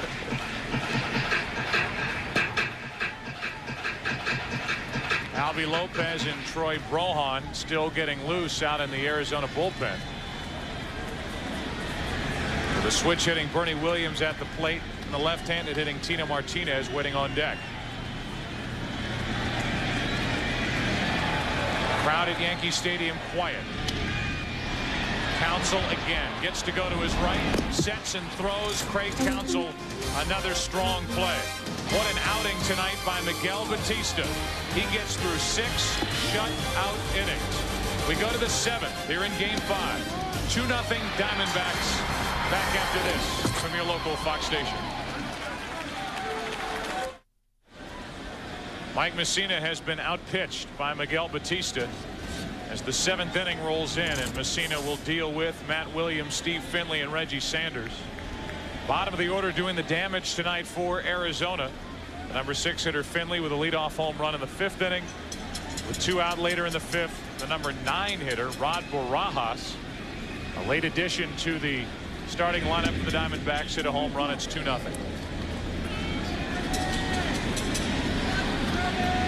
Williams is struck out. He's hit a soft line drive caught by Brocious. 0 for 2 and 3 out of 15 in the series. To the left side, Brocious. 1 away. Let's give you a look as we play in the 7th inning. The in-game box score for the Yankees, brought to you by John Hancock. Jeter has a hit. Martinez has a hit. Spencer a hit. Soriano a hit. No runs, a couple of walks handed out. Along the way, Miguel Batista's racked up 4 strikeouts. Here is Finley, who got a 2-run inning started in the 5th with a home run. Ball 1 inside.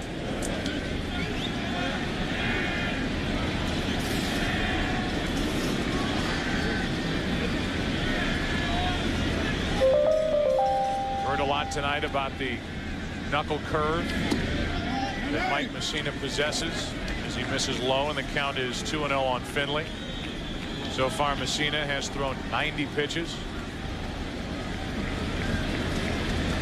8 strikeouts to go along with 1 walk. And only 2 runs on 3 hits as Finley gets a base hit to right. He's 2 out of 3. Mike Mussina has this to say about his special curveball. I'll throw it for a strike. I'll try to throw it in the dirt. I'll try to bring it back door sometimes. There's different ways that I try to use it. Try to change speeds on it once in a while. It's become a effective weapon for me, and now even more so that I do different things with it. He's had a good one tonight. He has, however, hung one to Barajas. I think the first pitch to Finley was a change or a backup slider. But clearly the one to Barajas was a knuckle curve that stayed on the inside part of the plate. And Rod gets his first World Series home run. What a game he's playing. Sanders so far has been to the plate twice, struck out twice. As they're keeping an eye on Steve Finley, who stole 11 bases during the regular season. So far for the Diamondbacks tonight, it's been Finley and the battery of Baraja, And Batista.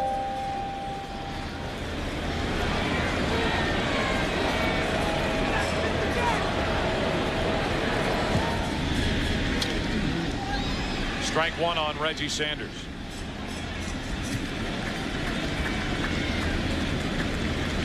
Well, this crowd, which was such a factor in last night's game, the late innings, this place just shaking.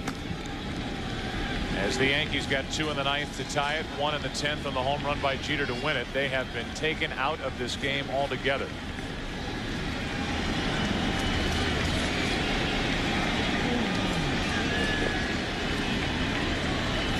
On 0-1. Sanders another foul ball. 0-2. Athletes talk about that rush of adrenaline. What pitching can do to a crowd is put it to sleep, quieten it.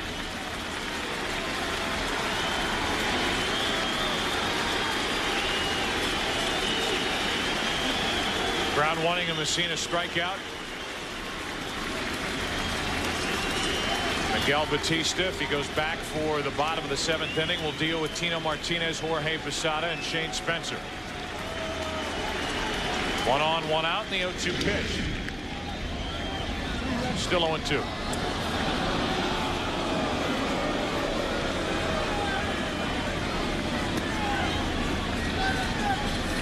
So a better outing and effort tonight from Mike Messina compared to game 1 of this World Series, but so far it's not good enough. Matched up with Schilling in that game. Matched up with Batista in this game. Schilling allowed 1 run in that game 1. So far, no runs on 4 hits as Finley draws another throw. Perhaps you saw Jorge Posada after he gave the sign looking up at Reggie Sanders before he positioned himself in the side. You'll see that a lot. Catchers checking the eyes of hitters. Make sure they're not peeking back there.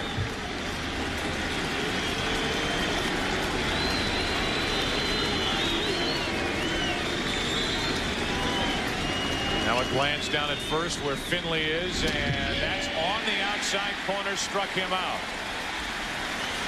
Strikeout number 9. The curveballs of Mike Messina. The first 3 did something. A lot. But this pitch to Steve Finley. First run of the ball game, upper decker, and this knuckle curve staying inside the Barajas. The only scoring of this game. Both home runs coming in the 5th inning. Now it's Mark Grace at the plate. Grace is 0 for 1 with a walk. Runner at first, Finley, 2 out.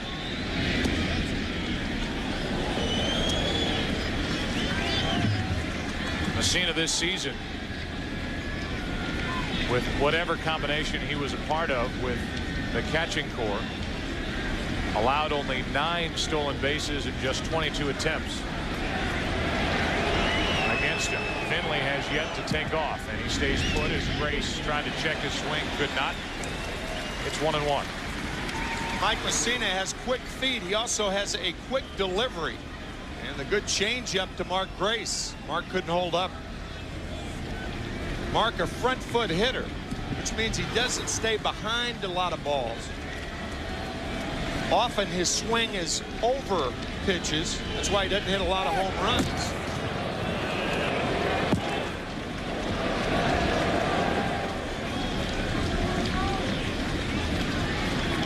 Front foot hitter is a guy who actually leaves his back foot. Power hitters, almost to a man, hit off their back foot behind the ball. Here's a 1-1 pitch. In the dirt, gets away from Posada. Finley down to second. Posada couldn't find it. Eventually got there, and now Finley's in scoring position with 2 out here in the 7th. Posada couldn't corral this, and now Messina falls behind Mark Grace. I know Rod Barajas has a couple of hits, but if I'm Joe Torre, I put him on right here. And that's what they'll do. Grace too dangerous a hitter for a base hit.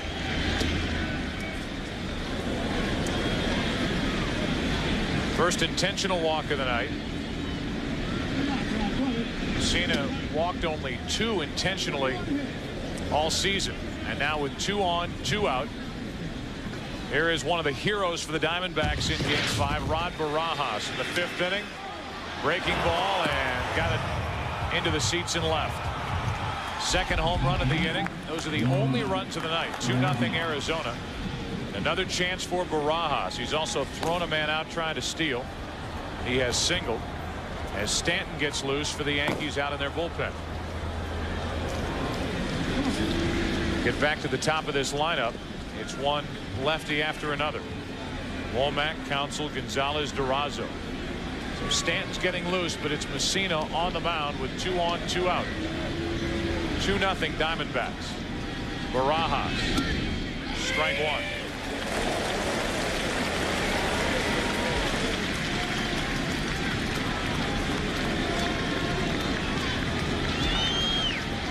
Some hitters use the knob for leverage, the knob at the end of the bat.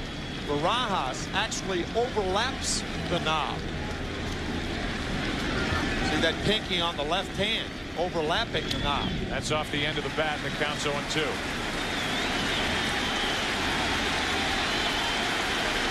And the crowd tries to climb back into it.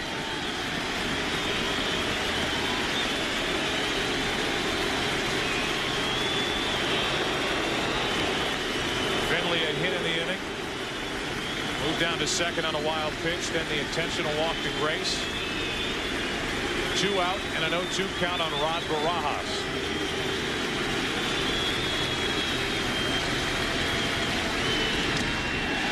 Posada can't hang on to the foul tip. Off the plate by Messina.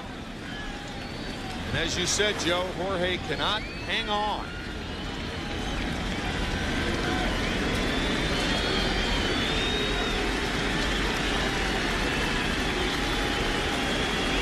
Barajas looking for his 3rd hit of the night.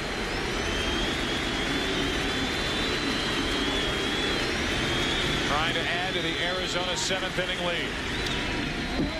Able to get a piece of that pitch and stay up there. Still 0-2.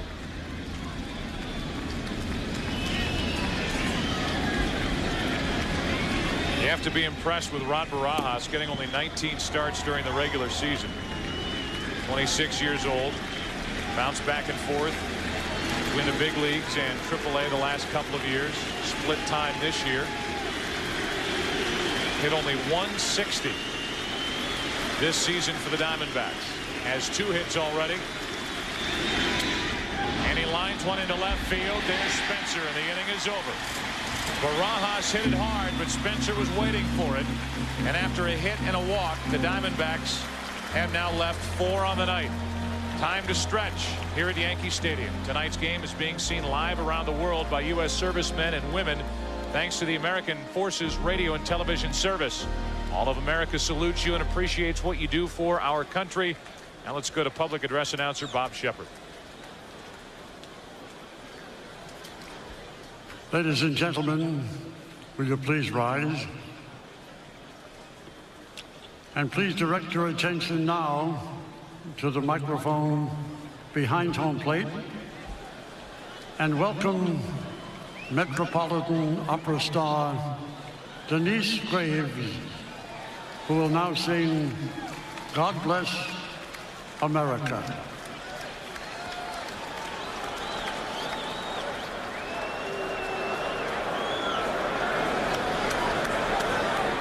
God bless America, land that I love. Stand beside her and guide her through the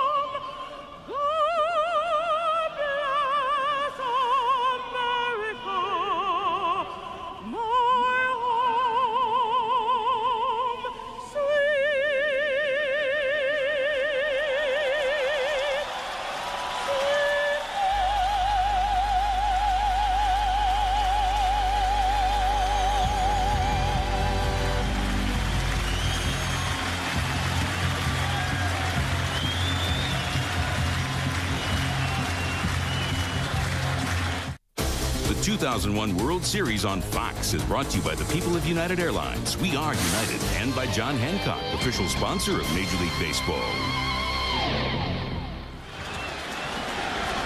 Well, now it's the bottom of the 7th inning, and Miguel Batista's back to work against the heart of the Yankee lineup. Tino Martinez, Jorge Posada, and Shane Spencer with the Diamondbacks up 2-0.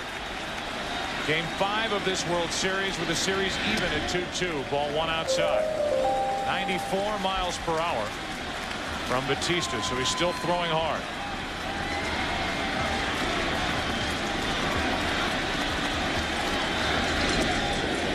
It's 2-0. 84 pitches now for Miguel Batista. This season, when Batista got over 76 pitches, opponents hit .313 against him. Brenly stays with him. He has help in the bullpen if he needs it. And Martinez fouls it out of play, 2-1. Batista twice this year has gone 7 innings. He did it against the Dodgers on the 21st of September. And then his next start, actually, second appearance later on the 29th, he went 7 innings.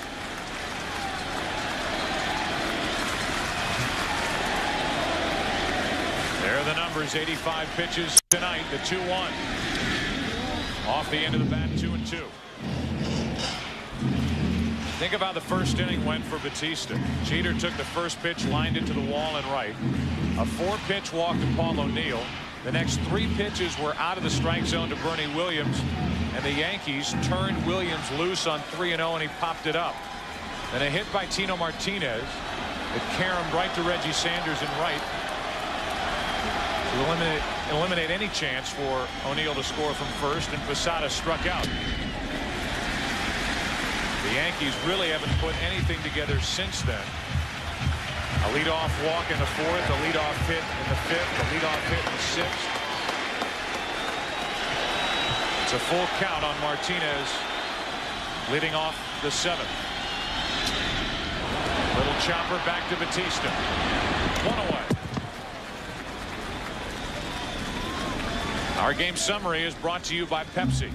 And you have to start with a man on the mound, Miguel Batista. 6 1/3 innings pitched. 4 hits, no runs in his first career World Series start. Mike Mussina struck out 9 in 7 innings. Finley and Barajas each went deep. The series is tied 2-2. See what happens with a team that wins Game 5.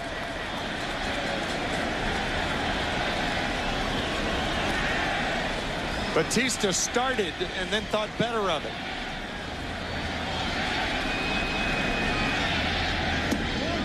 Good pitch down and into Posada, strike 1. He has used that slider to his benefit tonight. Thrown very few pitches over the middle of the plate. In, out, changing speeds.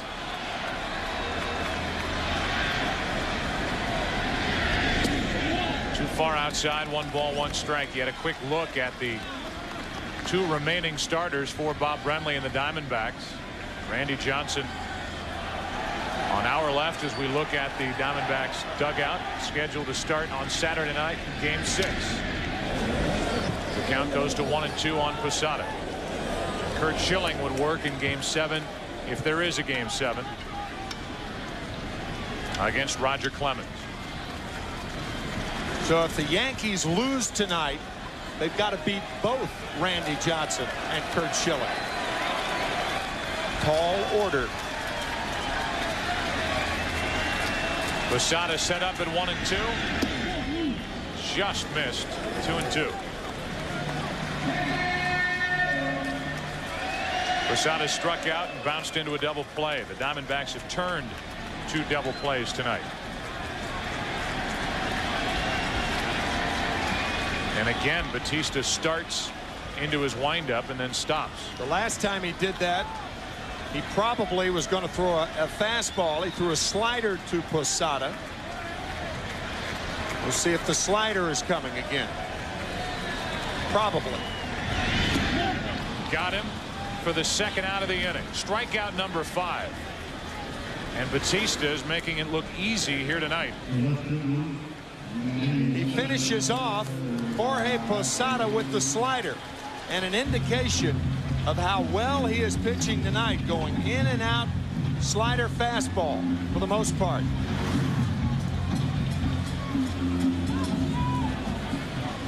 Here's Spencer with 2 out, nobody on. The Yankees have no extra base hits tonight. They have 4 singles. That's it. They've been given 2 walks. Batista's thrown a wild pitch.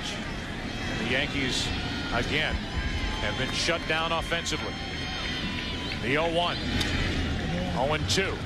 And now Batista is 1 strike away from going through 7 shutout innings.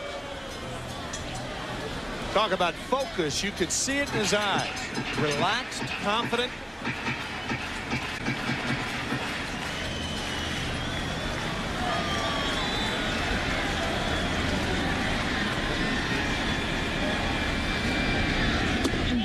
Over but low.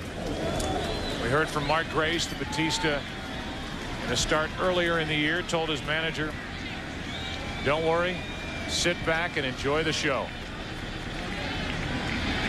Well, the show tonight is Game 5 of the World Series, and he has allowed no runs on 4 hits through 6 2/3 innings. Now it's 2-2.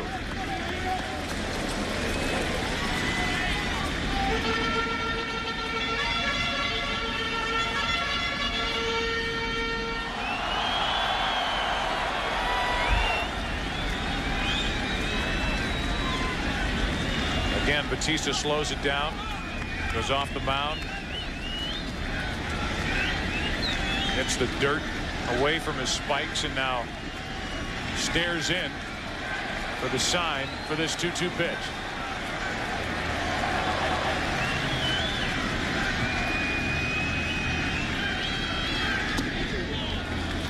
Full count. On deck is the struggling David Justice. 3-2 pitch, a 2-out walk. That'll bring the tying run to the plate here in the 7th inning.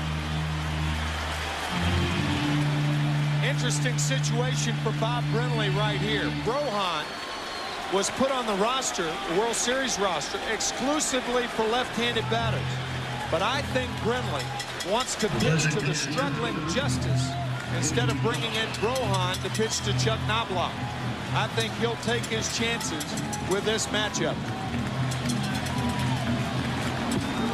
On top of that, you get into the same situation that the Diamondbacks were in last night when they brought Kim in. Rohan is not even eligible for the first 2 rounds of the playoffs and has not appeared in this World Series. So he will stand and watch in the bullpen as Miguel Batista will face David Justice, who's 0 for 2 with a ground out and a strikeout. Ball 1. 100 pitches on the night for Miguel Batista.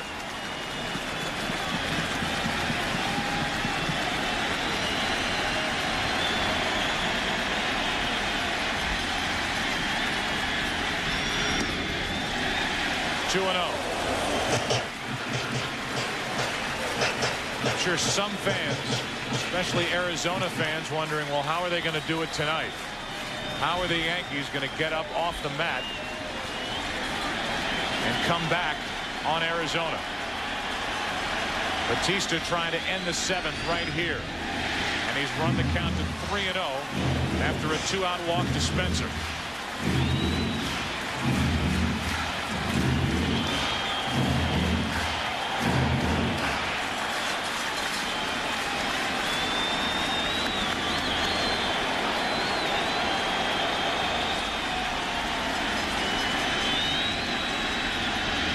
Swinging on 3-0, and he went after a breaking ball and ended up in the dirt. 3-1. An idea of how David Justice is struggling in this World Series. He missed that ball by 2 feet. Joe Torre hoping he got a fastball down and in. How about Batista? Batista? A breaking ball. Yeah. 3-0. Tying run at the plate, and he throws him a breaking ball. Yep.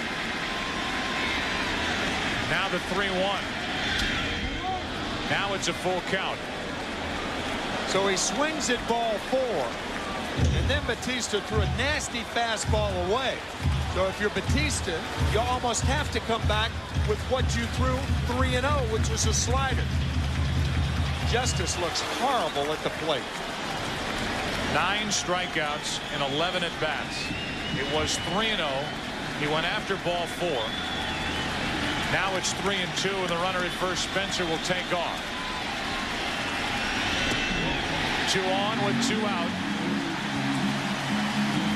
as Justice draws the walk.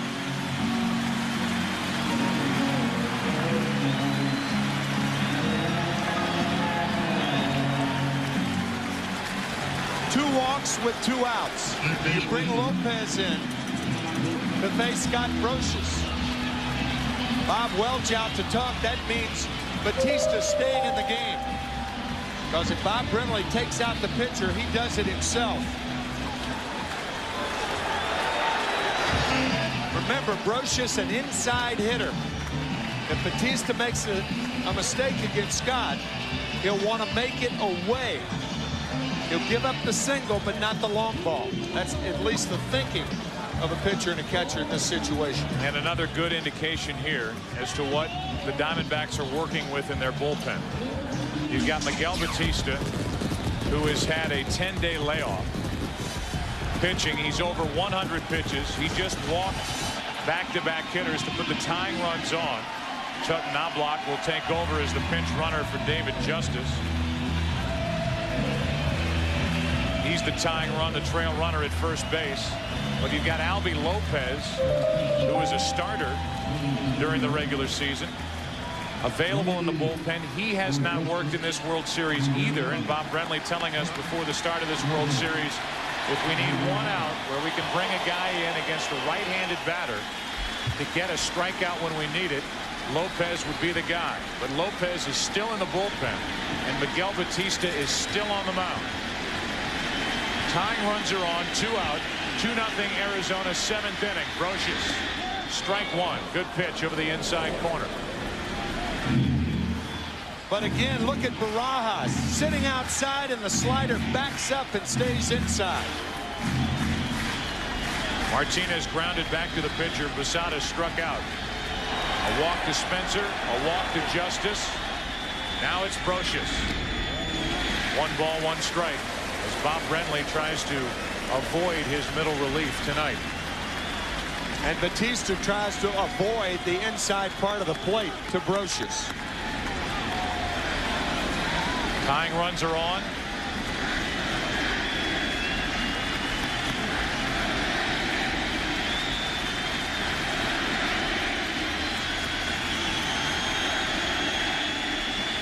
The 1-1.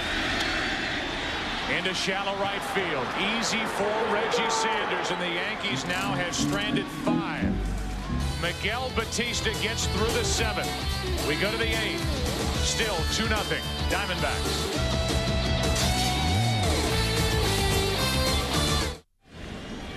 Mike Messina goes back to the hill in the 8th inning.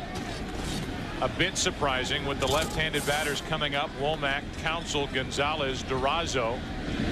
Stands ready in the bullpen, so I'm sure that any hint of trouble, Messina will be gone. I'm surprised Mike Messina's back out there also. 4 left-handed batters leading off the 8th inning here. Pitch number 107 on the night is grounded up the middle off the glove of Jeter, and Womack is on to start the inning. So Messina stays in the game, goes back to work in the 8th, and Womack greets him with a hit. Off the glove of Derek Jeter, Tony Womack had an idea about going to second base, but realizes that he's going to be there anyway because Counsell's going to bunt him over, as he did 3 times last night.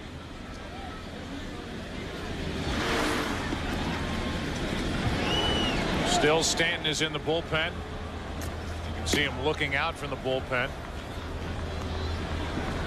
Joined by Mendoza. No surprise with those two getting ready here in the 8th inning. And now Counsell. Yankees, everyone expects the bunt.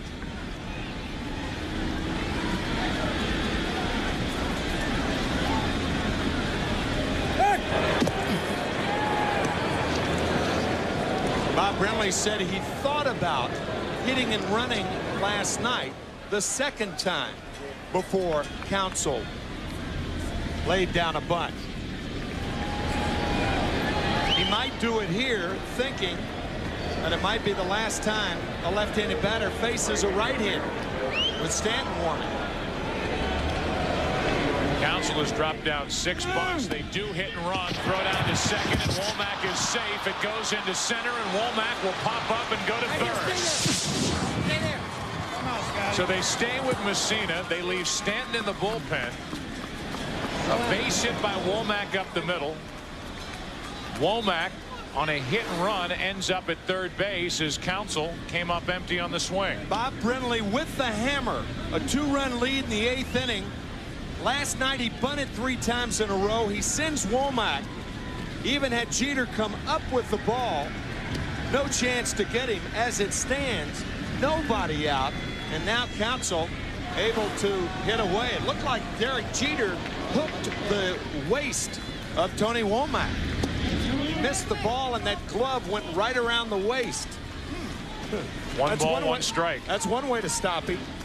Craig Counsell at the plate. Gonzalez on deck, and still Stanton is in the bullpen. I'm surprised. Normally in situations like this, Joe Torre makes a move for the left-hander. The 1-1. 1 ball, 2 strikes. Counsell has struck out twice. He's 0 for 3. Here's Tony Womack. Watch the glove hand of Jeter. He misses the ball, and then a little caress. 2 minutes for hooking. Penalty box stuff. 1 ball, 2 strikes on Counsell.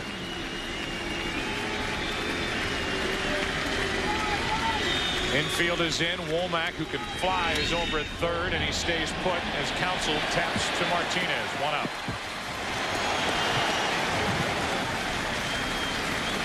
Now it's Gonzalez with a runner at third, 1 out. And again, at least I keep looking down into the corner of that Yankee dugout, expecting to see Joe Torre come and get the ball from Mike Messina. Me too. Sure Stanton does. Look at him down there wondering, why am I warming up if I'm not coming in now? Exactly. 111 pitches on the night for Mike Messina. Luis Gonzalez homered in game 1. He hit a hard line drive, his first at bat tonight. Ball 1. Talked about Bob Brenly not being afraid. The manager of the Diamondbacks, instead of playing it safe with a bunt, he puts the hit and run on, and he ends up with Womack over at third. Now 1 out in the inning after Counsell grounded out. And the count goes to 2-0 on Gonzalez. Rubio Durazo on deck. And it was Durazo last night who doubled off Stanton to give the Diamondbacks the short-lived lead in the 8th inning. You know Stanton's ready. Runner at third, 1 out. And Messina runs into 3-0. Howard appearances, Messina pitching around Luis Gonzalez. I'm sure Brinley will allow Gonzalez to hit here. With Durazo on deck. Runner at third, 1 out, 3 balls, no strikes. There's a strike, 3-1.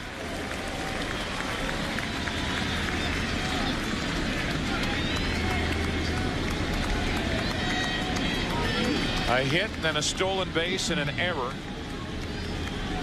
Error charged to Posada on the throw that ended up in center field. Now the 3-1 to Gonzalez. Good pitch on the inside corner, 3-2. How about that? It looked as though Messina was pitching around Gonzalez. And then he comes back and pours in 2 inside corner fastballs. Now the 3-2 to Gonzalez. Just got a piece off the end of the bat. That looked like that knuckle curve. That was a changeup. See the rotation on the ball going down. So after the 2 fastballs, Gonzalez does not look good on the knuckle curve.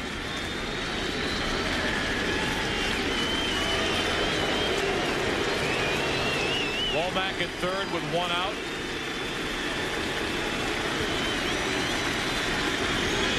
Two out. From 3-0 to 3-2, and then the strikeout. They stick with Messina. Now Mel Stottlemyre will come out and talk with Durazo coming up, and Matt Williams, the right-handed batter, on deck. I think Messina will opt to walk Durazo. What a job of pitching by Mike Messina. The wild throw by Posada into center field. Womack goes to third. The infield in. Now he's retired Counsell on the ground ball to first, striking out Gonzalez. You've seen Joe Torre manage a lot more games than I have. This would be in the category of atypical. Absolutely. Not going to Stanton, and he's sitting next to a guy, Don Zimmer, who was known when he was a manager as a guy who would just play a hunch. He'd take a risk. He didn't play it by the book. Joe Torre did not go to Stanton with 4 left-handed batters to start this inning. A base hit started it. Then he thought surely Stanton's coming in. Then the hit and run, stolen base and error. Runner at third with nobody out. A ground out to first. Gonzalez struck out. Now an intentional pass is being handed to Durazo, and it's going to be up to Matt Williams. First and third, 2 out.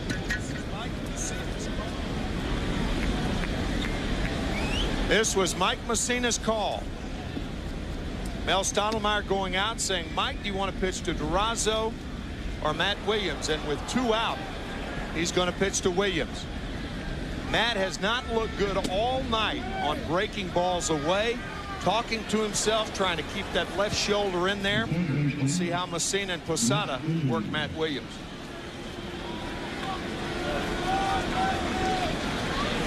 Williams, who from time to time will rub that front shoulder, that left shoulder, against his mouth as he sets up to try to keep that front shoulder in. Right, it's a reminder to do that right there. Bats with runners at the corners and 2 out. What a lift this would be for New York if Messina could get out of this. Strike 1 on Williams. He missed his pitch right there. That's the best pitch Williams had to hit all night. Posada setting up inside, and the pitch right down the middle of the plate.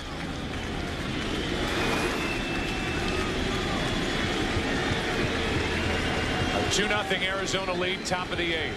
They had a runner at third, nobody out. Now it's first and third with 2 out.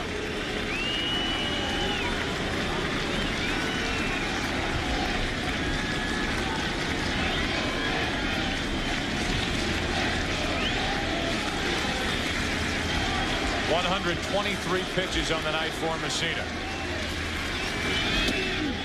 Too far outside, 90 miles an hour. Really one of his better fastballs the last couple of innings, in the count 1-1. Saw a career 125 average for Matt Williams against Mike Messina.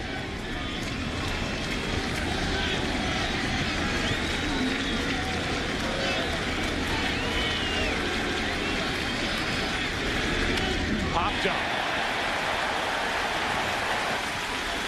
Soriano, and the inning is over. What a job by Mike Messina. A season high 125 pitch night.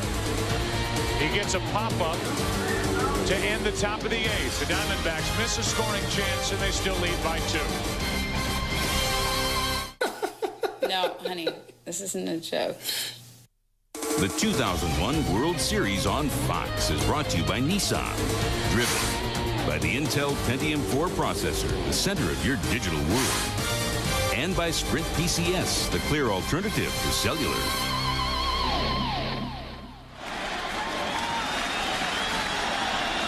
Bottom of the 8th inning now, 2-0. The Diamondbacks still leading. Again, Batista starts his windup and then stops as he faces Alfonso Soriano. 108 pitches on the night for Batista. misses with number 109 low for ball one to start the bottom of the eighth.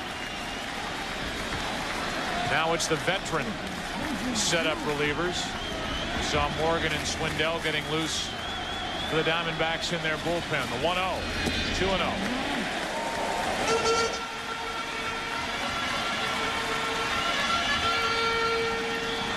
The part of Brenly's bullpen that he would like to avoid. Running Batista back out for the eighth, and it's 3-0 on Soriano. I think your point about Batista being out there because of the weakness of the Diamondback bullpen still applies. Soriano's taking, and it's a strike, 3-1. Jeter and then O'Neill will follow here in the eighth inning. What a job by Messina to keep it a two-run game. 3-2. I like that from this young hitter. Soriano realizing the Yankees 2 runs down, nobody on, trying to get on base. The common thinking is what you got on 3-1 you'll get on 3-2. You don't know with Batista. That's true. Fastball is grounded over the pitcher's head. Counsell, another very good play from Craig Counsell, one away. He has moved all over the place from that second base position. He really has. When Batista couldn't get to the ball, the oncoming Counsell throws out his counterpart.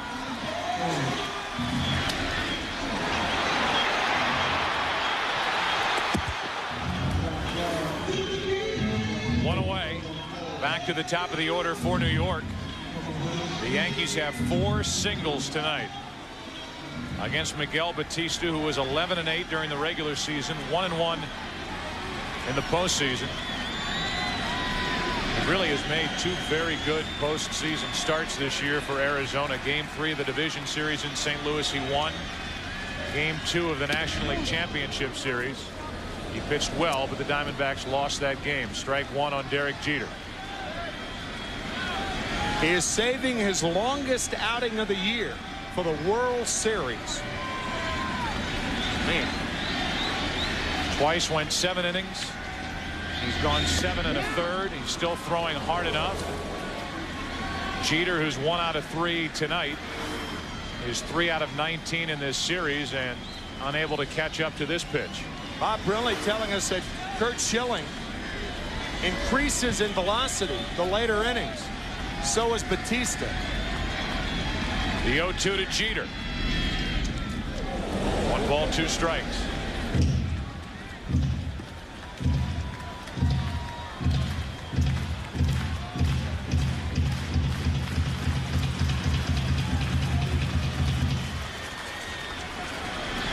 So Batista, who came back from a 3-0 count to get Soriano, has a 1 ball, 2 strike count on Jeter. Now it's 2-2.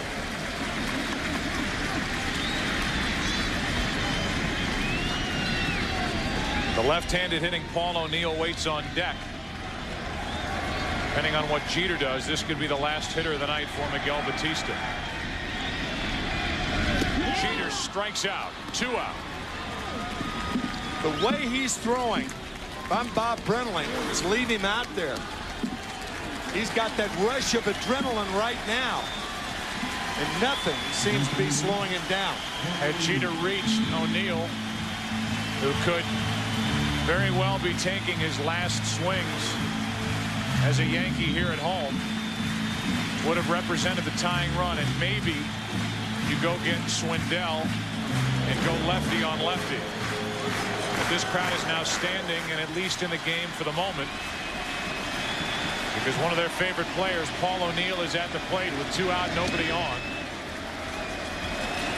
95 miles per hour from Miguel Batista. Paul O'Neill, who is looking at retirement at the end of this World Series. Trying to get on. Get Bernie Williams to the plate. Flash bulbs popping. It's 2-0.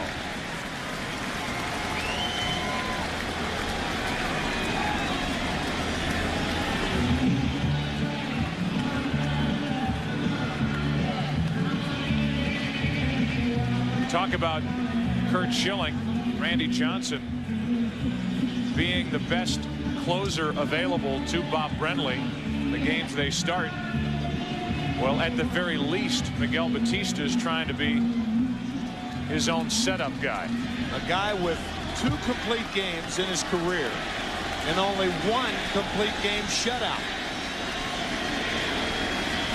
He's allowed 4 hits. He struck out 4. His 2-0 pitch. 2 balls and a strike. Paul O'Neill looking back at the home plate umpire, surprised that was called a strike. Well, Jim Joyce called it oddly, almost as an afterthought, and that's what O'Neill's complaining about. Biting his lip. Now the 2-1 pitch. 3 balls and a strike. And again, with at least a switch hitter on deck now, but a guy who is more powerful batting left-handed. Bernie Williams, depending on what O'Neill does. This could be the last hitter for Miguel Batista. 123 pitches on the night.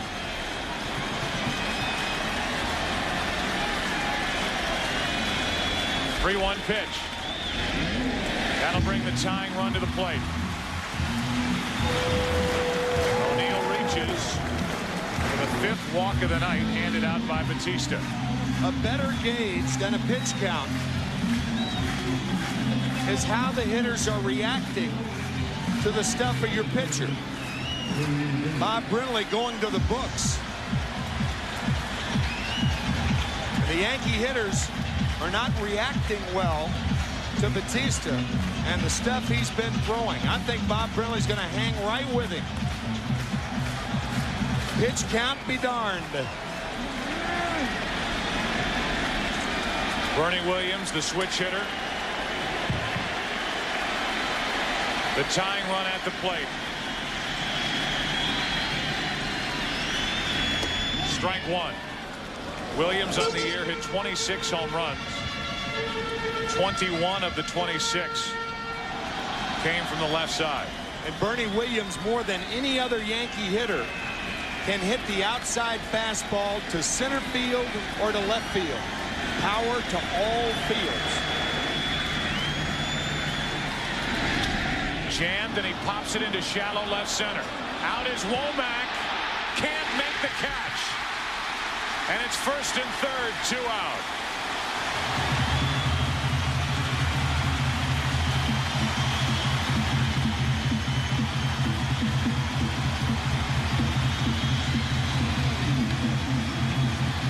You could see that coming.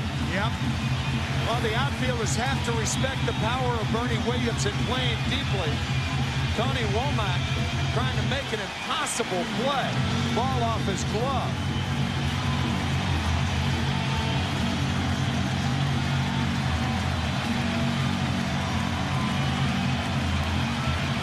They still haven't ruled hit or error. Here comes Bob Brenly out to the mound as you look at O'Neill. The Yankees and their fans here at Yankee Stadium wondering if that's the start of another one of these late inning, late October, early November Yankee rallies. What a night for Miguel Batista. Batista, the Game 5 starter, gets into the 8th inning. Picks up 2 outs in the 8th inning. Leaves with 2 on and a 2-run lead.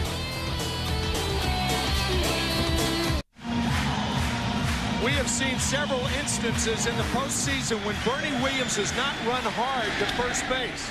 Right here, no excuse. None. You've got to give yourself every chance to be on second base. And Bernie Williams wasn't running hard to first and is on first. So no excuse for that. Excuse me, Joe. Instead of having the tying run at second base and in scoring position for Tino Martinez, it's 1st and 3rd. And Martinez faces the veteran left-hander Greg Swindell. I'm not saying that he makes it easily into second base, but at least he gives himself a chance to take the extra base. The way he was running, no chance.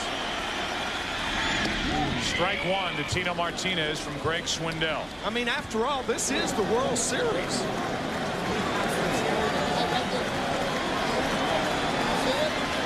Tino's wife watching as here he is again. Tied the game in the ninth inning last night with a 2-out, 2-run homer. Represents the go-ahead run at the plate here tonight. Pops it foul, backing out of play, and the count 0-2. Last night, first pitch from Kim. Over the wall in right center to tie the game. 3-3. The Yankees won it in 10 on a home run by Jeter. 4-3.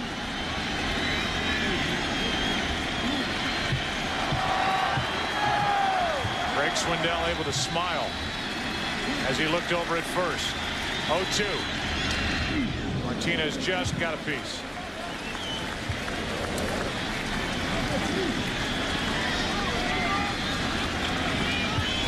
Greg Swindell has worked well in this World Series. He's made 2 appearances. What a night for Miguel Batista. Leaves with a 2-0 lead. But 2 on, 2 out, and the 0-2 to Tino Martinez. Popped into left field. Gonzalez coming to get it. Inning over. Greg Swindell comes in and retires last night's hero. On a fly ball to left. 2 left in the inning. 7 on the night. 9th inning now. Game 5. Still 2-0 Arizona. This week, Fox NFL Sunday begins with America's #1 pregame show as JB, Terry, Howie, and Chris get you ready for kickoff. Then the big one in the NFC Central Division, Tampa Bay and Green Bay. Where the Cowboys take on Kerry Collins and the Giants, the Eagles against Jake Plummer and the Cardinals, or other regional action. Coverage begins at noon Eastern, 9 a.m. Pacific, right here on Fox as Ramiro Mendoza takes over for Mike Messina, who went 8 innings, allowed 2 runs, 5 hits, walked 3, 2 of them intentionally, and struck out 10. With the exception of Mariano Rivera, Ramiro Mendoza is unfazed whether a hitter is left-handed or right-handed.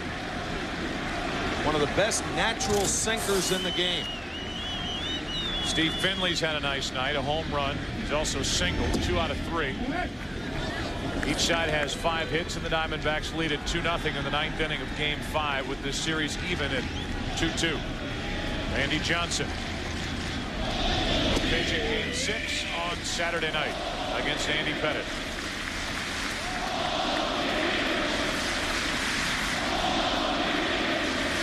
They're chanting Paul O'Neill's name. These terrific fans here in New York. Paul O'Neill just bowed his head a moment ago.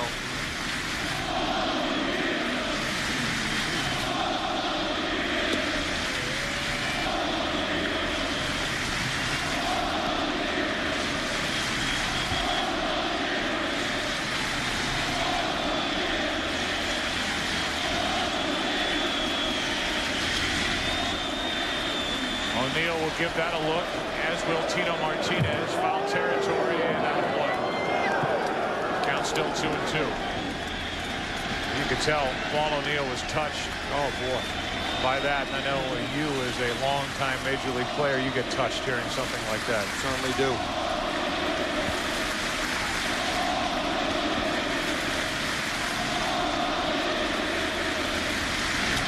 Back up the middle, off the bag, and the 3rd hit of the night for Finley. So Finley is on to start the 9th inning.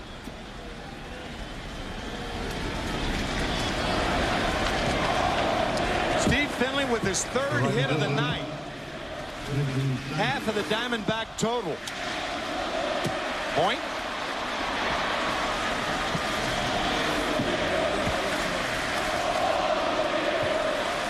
Still chanting are these fans after the leadoff hit by Finley, and now Reggie Sanders.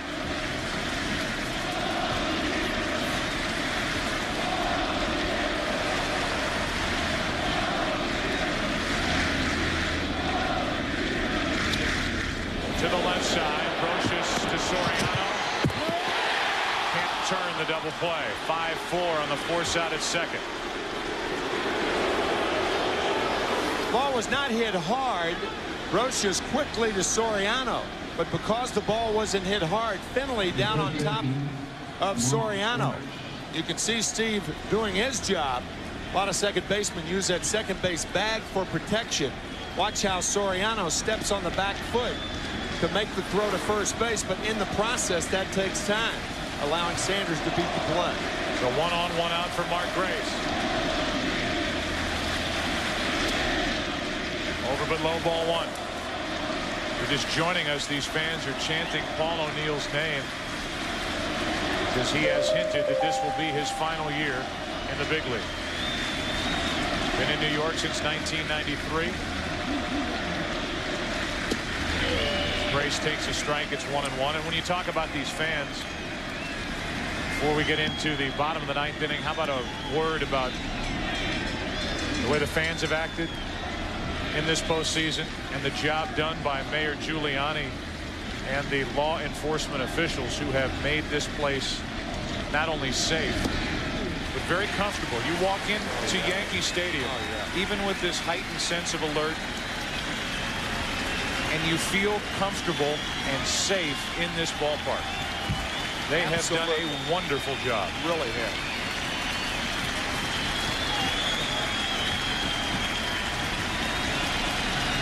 One ball, 2 strikes on Grace. Soriano, Jeter, Martinez.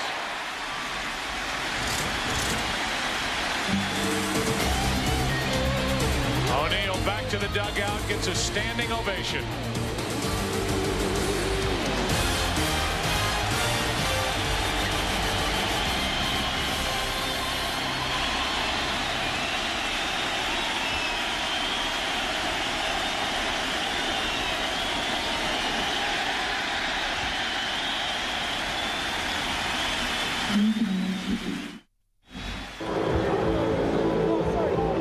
New pitcher Kim, new left fielder Danny Batista. Okay, I got you, sir. How you doing? Good. How's your hand? It hurts. It was a good shot. I know it was. And you've had a, you've had a few before. Couple of those. First pitch is strike over the inside corner to Jorge Posada. Danny Batista is the new left fielder. Young Hun Kim, who threw 62 pitches last night, working 2 2/3 innings, is trying to save it. 1 ball, 1 strike. Joe, earlier you mentioned the guts of Bob Brenly, and yet another example right here, putting Kim right back over the coals. After last night, blowing the save in the 9th inning, then getting the loss in the 10th inning.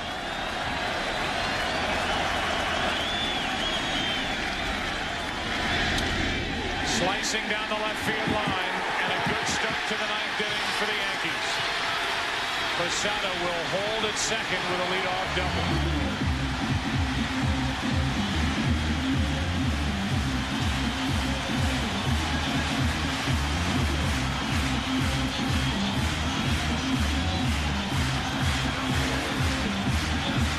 Sinker away, Posada goes away. Yankees trying to work their magic one more time.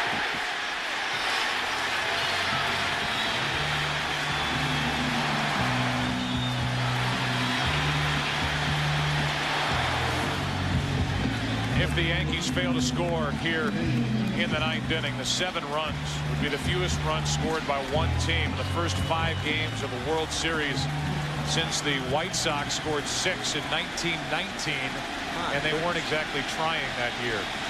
The year of the Black Sox scandal. 8 men out. The Yankees have scored 7 runs, nearly 5 games. Runner at second, nobody out. And ball 1 to Shane Spencer, the tying run at the plate.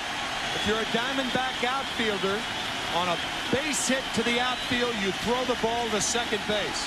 You play the game as though Posada was not on base. Spencer faced Kim twice last night. Struck out twice last night. He's up on the count 2-0.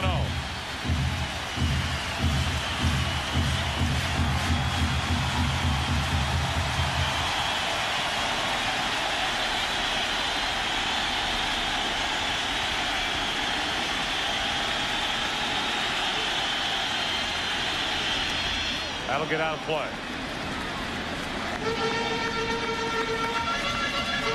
Just to go back to last inning. The last batter that Batista faced was Bernie Williams, who hit that flare into left center. It was ruled a hit. Then Greg Swindell came on with the tying runs on and got Tina Martinez to fly to left. Now a leadoff double by Posada. A 2-1 pitch to Spencer. 3 balls, 1 strike.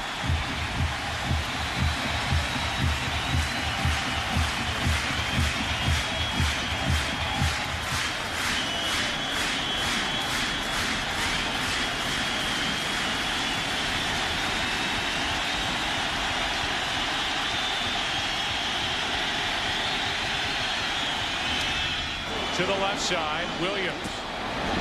1 out.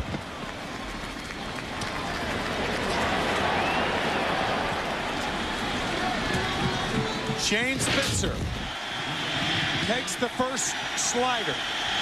Fastball wide. Fouled one off. Slider. Now on the 3-1 pitch. Grounds to Matt Williams. Posada correctly holding at second. Young Hun Kim, from September 1st through the end of the season, pitched in 14 games. Allowed 8 earned runs on 11 hits and 5 home runs down the stretch. He allowed 2 home runs last night. But now, instead of Justice being at the plate, he was lifted for the pinch runner Knobloch back in the 7th. And it's the struggling Knobloch instead of the struggling Justice at the plate with 1 out in the 9th inning representing the tying run. Strike 1. You could see that ball darting away from Chuck Knobloch. Mike Morgan warming for the Diamondbacks. We talked about it last night, an upshoot. Tino Martinez with the 2-run home run off Kim. Jeter with the game winner. Runner at second, 1 out. Knobloch. Another foul. It's 0-2. Talk about left-handers and their success against Kim, who allowed 10 home runs during the regular season. 8 against left-handed hitters. The only left-hander that Joe Torre could call on here in the 9th inning off his bench is Enrique Wilson, a switch-hitting infielder.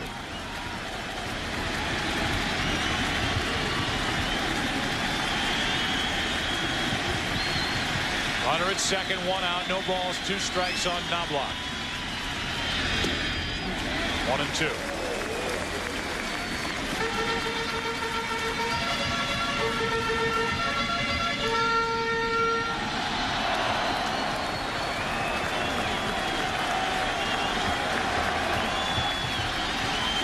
Kurt Schilling was in that same position last night watching Kim.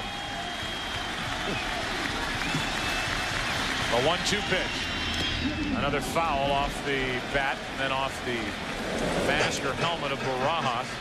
It's still 1-2. We mentioned it last night. When you throw from that angle, the pitch cannot go down. The only pitch that goes down that Kim throws is a sinker.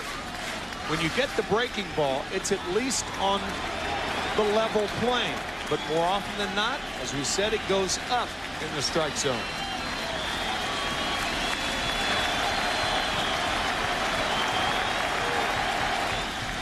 One ball, 2 strikes, and Knobloch gets time. After Knobloch, it's Brocious. Anybody after Brocious? Soriano.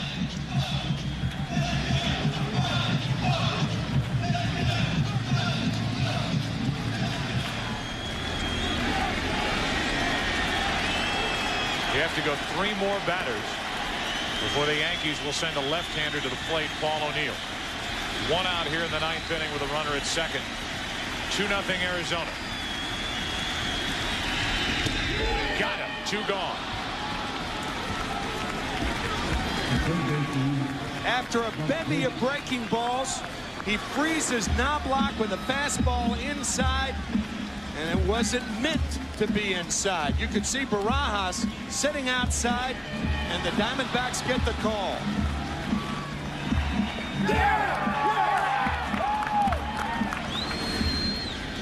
Now it's up to Brocious for New York. Gotta say, Joe, when a catcher crosses the plate like that, normally you don't get that strike. But a huge pitch for Kim.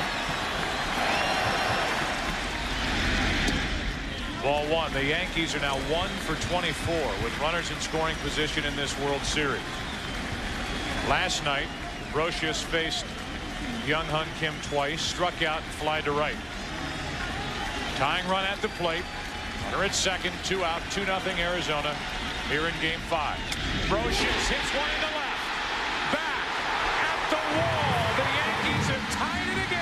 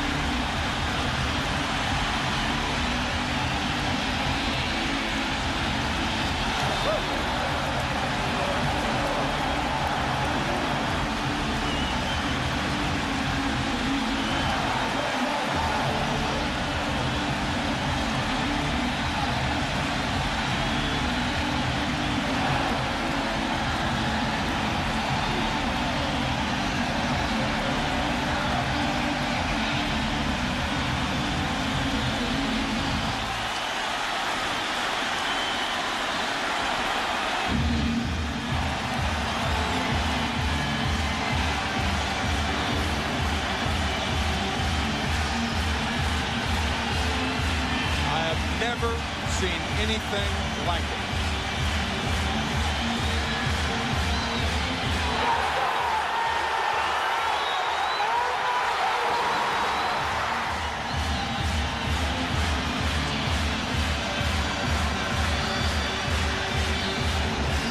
It borders on the surreal here in the Bronx.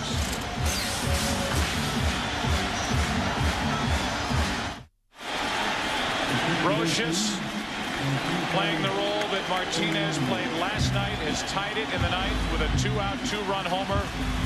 And the pain felt by this 22-year-old right-hander, Young Hun Kim.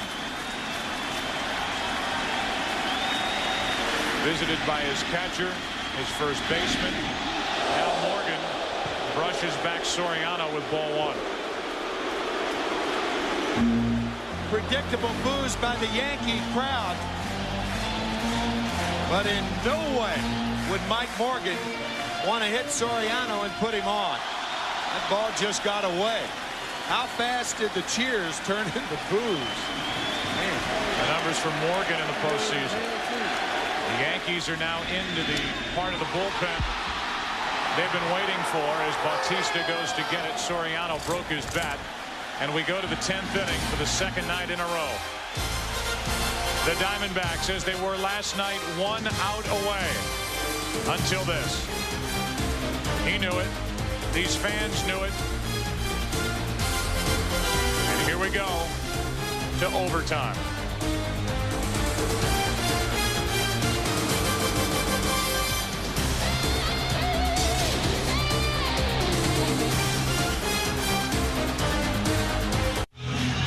The instant it left the bat of Scott Brocious, he knew it.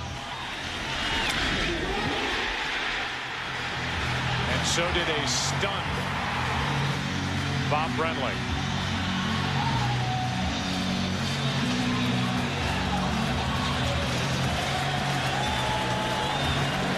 Out of freeze frame, in shock.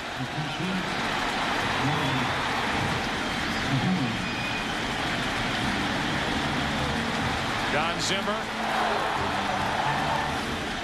how much has he seen in his lifetime with this game of baseball?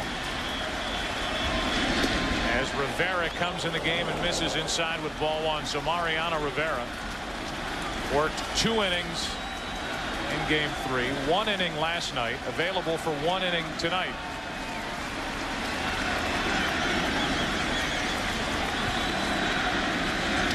One and one. Off day tomorrow, travel day, one way or the other. And I wonder if Joe Torre will change his mind if Rivera has an easy 10th inning and the Yankees fail to score in the bottom of the 10th. He threw 29 pitches in game 3, 13 in game 4. That's a reference to a remark made by Curt Schilling prior to the start of this World Series during a press conference, poo-pooing the mystique and aura of Yankee Stadium. He may have a different feeling about that now. Lou Piniella, for the most part, the manager of the Seattle Mariners, did the same thing, trying to prepare the players, guys behind him. Shattered bat. Another one for the woodpile. And Soriano takes care of Ron Barajas. 1 away in the top of the 10th. Lou Piniella, in Pinella's case, trying to get his players to forget about whatever mystique and aura there is about Yankee Stadium. But after what's happened the last 2 nights, how could you? Just after the clock struck midnight last night, Derek Jeter struck for a game-winning 10th inning home run about 12:04 a.m. Happened about 10 to midnight tonight. At least the tying home run off the bat of Scott Brocious. By the way, Jeter will lead off at the bottom of this 10th. 1 out, nobody on. 1 ball, no strikes on Womack. Soriano.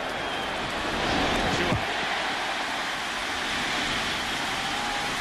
There is nobody who respects Derek Jeter more than Joe Torre, not only for what he has done for Joe Torre and the Yankees since being the Rookie of the Year in 1996, but last night at 10:30, Derek Jeter sat next to Torre and he said, "You're going to leave tonight a little after 12." First he told him at 10:30, well, you got an hour and a half left on your contract. Right. And then told him at 5 to 12, you're about out of time. And just after 12, won the game with a home run to right. Because the postseason was pushed back 1 week. Joe Torre's contract is expired. Then Jeter turned to Don Zimmer and said, "You're going to come back tomorrow, aren't you?" All done kiddingly. Joe Torre telling us that to remind us how aware and how cool Jeter is even during a World Series game. It's coming up on midnight. A 2-2 score, top of the 10th, 2 out, nobody on. 1 ball, 2 strikes on Counsell.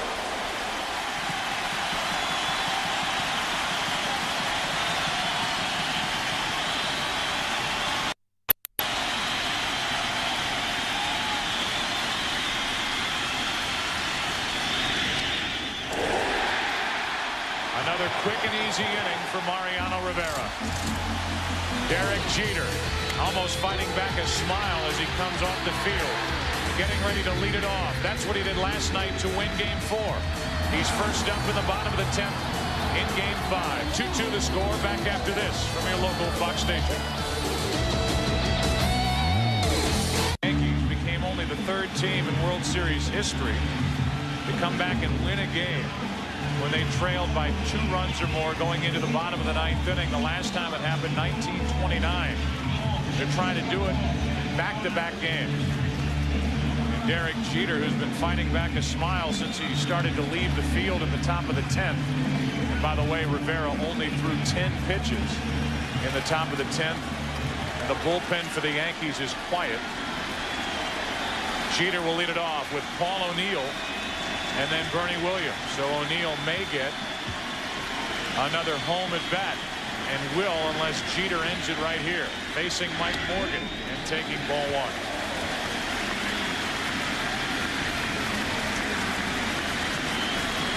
O'Neill drew a walk his last time up.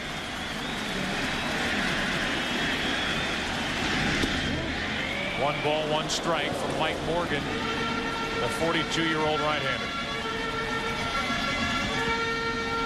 Pitching in the big leagues 2 weeks after his high school graduation back in 1978. Here he is in the 2001 World Series. Jeter grounds to short. Womack.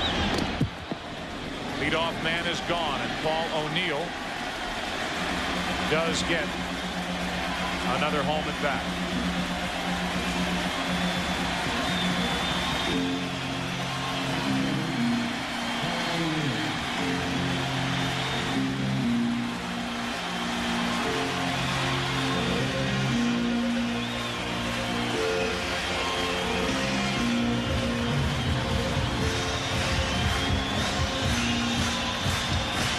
Left fielder Danny Batista being brought in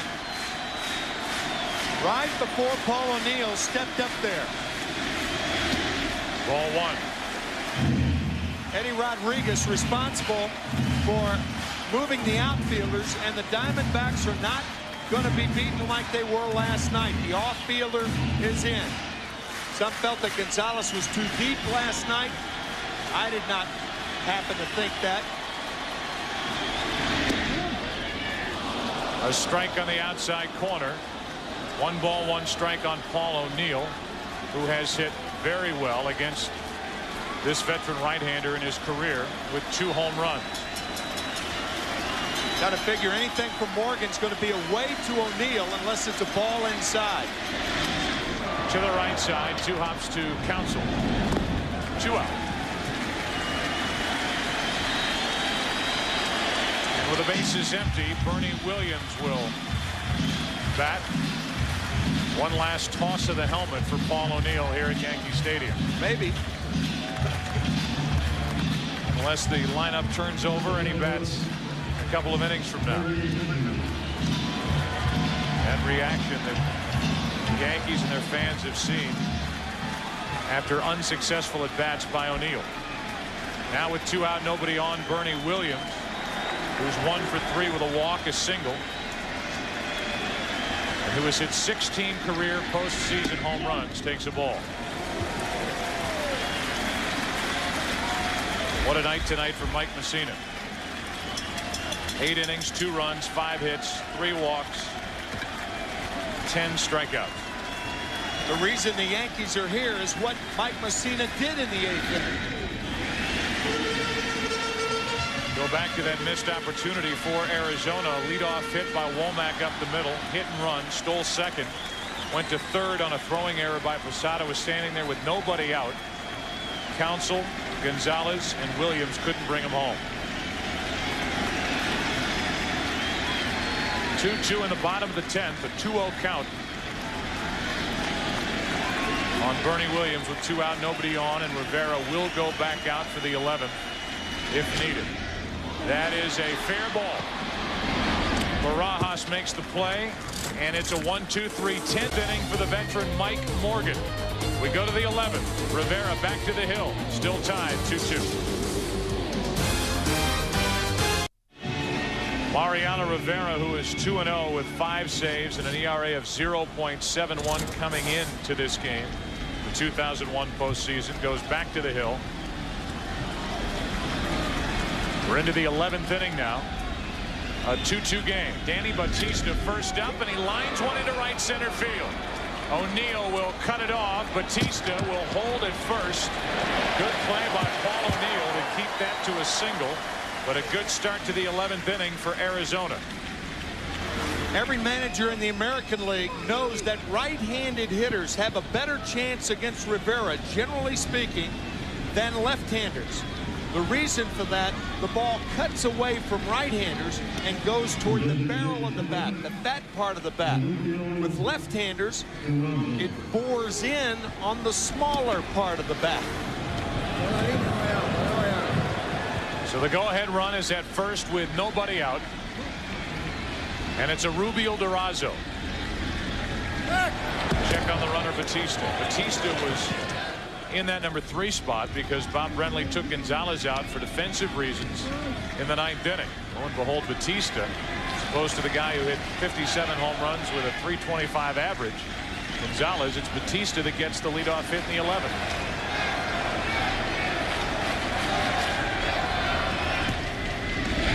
Durazo breaks his bat. That might drop into center. It does. First two are on for Arizona here in the 11th inning.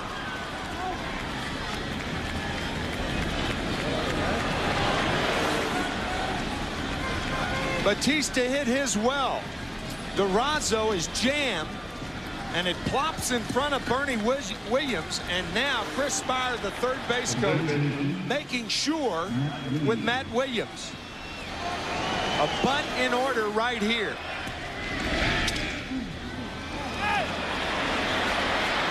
If I'm the Yankees, I look for a rare bunt out of Matt Williams. We'll see. Runners on at first and second with nobody out.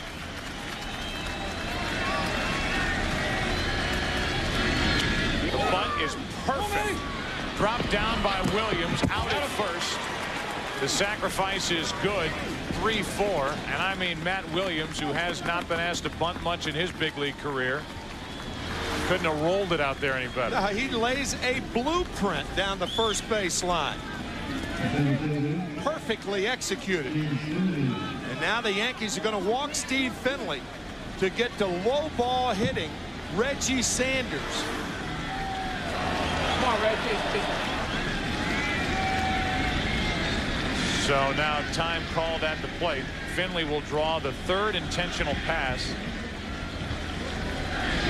And it to Arizona tonight. You know what's an interesting thought here, Joe? Reggie Sanders, a low ball hitter. He has all types of problems with high fastballs. However, he's a good bunter. Bob Brenly tried it with Tony Womack in Game 5 of the divisional series against the Cardinals. He tried the squeeze. Batista was the runner at third base. He was tagged out, and then Tony Womack won it with a hit to left center field. I wonder if Brenly would be brazen enough to try the squeeze right here with Reggie Sanders. Even though some managers stay away from it with the bases loaded. Right.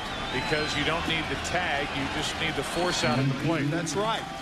But if the runner on at third, and he's a fast runner in Batista, if he can get a good jump and Sanders can get it down, we'll see. But keep in mind, Sanders a very good low ball hitter, and Rivera doesn't throw it low. He throws it high. Sanders has struck out 3 times tonight. He's 0 for 4.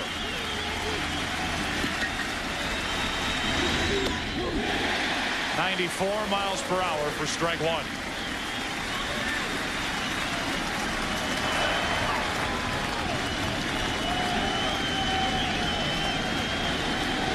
Another opportunity for the Diamondbacks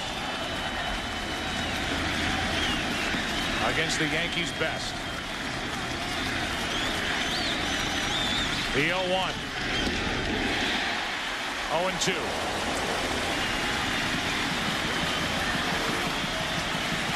Rivera elevating. While in the postseason, Rivera has been automatic during the regular season this year. Rivera blew 7 save opportunities and had an overall record of 4-6. 2 hits, a bunt, an intentional walk, and time called prior to the 0-2 pitch to Reggie Sanders. Bautista, Durazo, and Finley the runners. Line drive, caught, diving catch, Soriano, 2 out.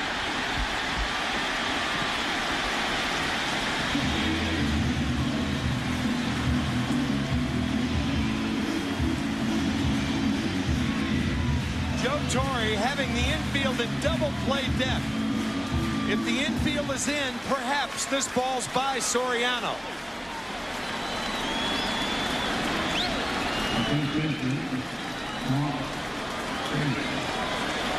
Every ounce of leather it took for Soriano to make that catch. Made the big defensive play from the second base position back in Game 3. Now it's Grace, strike one. And you go back to the left-hander being up against Mariano Rivera. Grace needing the hit.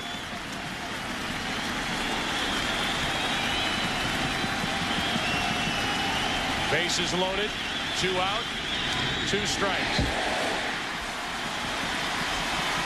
Mark Grace as choked up on the bat as he dare.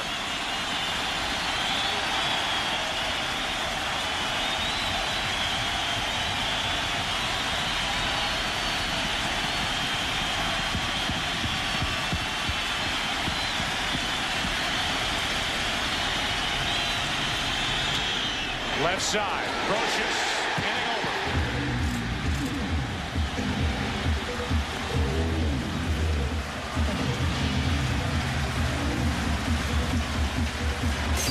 Whatever they seem to need, they seem to get here in the Bronx.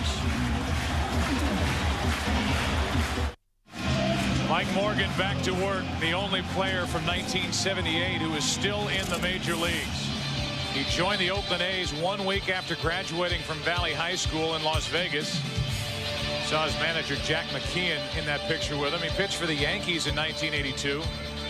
Been with the Blue Jays, Mariners, Orioles, Dodgers, Cubs, Cardinals, Reds, Twins, Cubs again, Rangers, and Diamondbacks.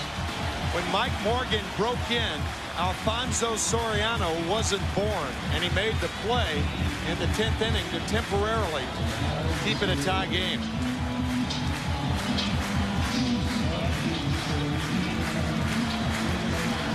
Now it's Tino Martinez leading it off. Martinez 1 for 4 tonight.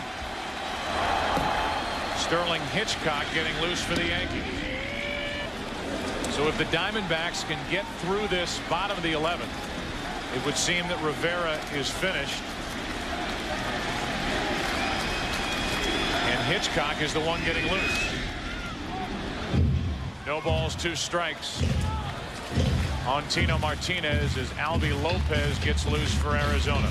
Yeah, both managers now thinking about starters since this is the bottom of the 11th inning. Both Albi Lopez, Sterling Hitchcock, experience as starters. It's 0-2 on Tino Martinez. Down the right field line, foul. Remember what Bob Brenly told us in our meeting before the game.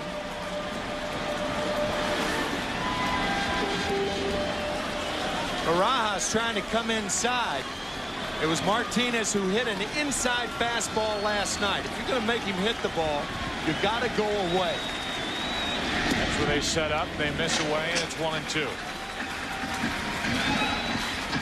Tino Martinez will be followed by Jorge Posada and Shane Spencer here in the 11th. Unless it ends before that. 2-2. Here's a 1-2 pitch, and it's fouled off the fencing in front of the Yankee dugout. Mike Morgan flirting with danger, throwing Martinez inside in this ballpark. You make a mistake away, it's a single. Inside, this game could be over.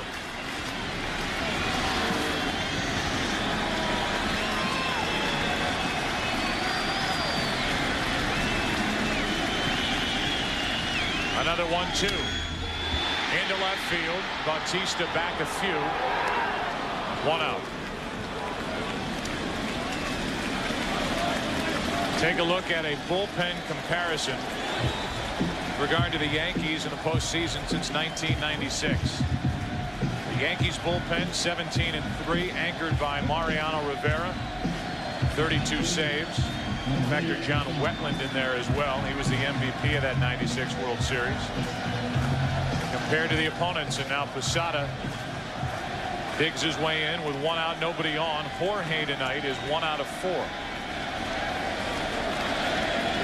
22 home runs during the regular season. Ball 1.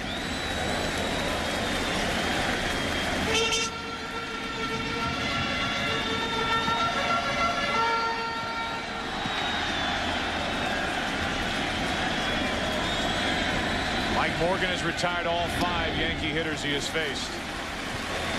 Ended the 9th by getting Soriano on a broken bat fly ball caught by Bautista in left. 1, 2, 3, 10th against Jeter, O'Neill, and Williams, all ground balls. One out here in the 11th. The 2-0 to Posada. A strike called, and Posada barks at the home plate umpire, Jim Joyce. Barajas sitting outside, and Morgan gets the call.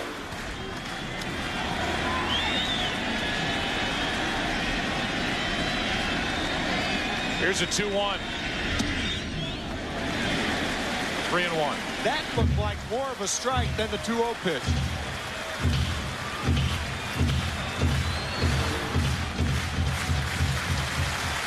Certainly higher. So the count 3-1 with one out, nobody on. Posada way out in front of a changeup, full count.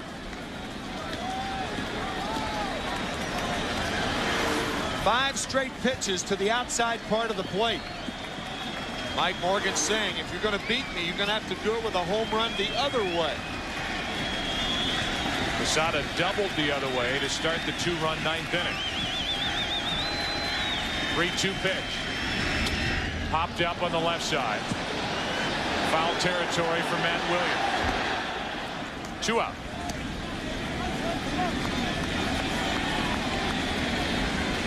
And now Shane Spencer will be the hitter.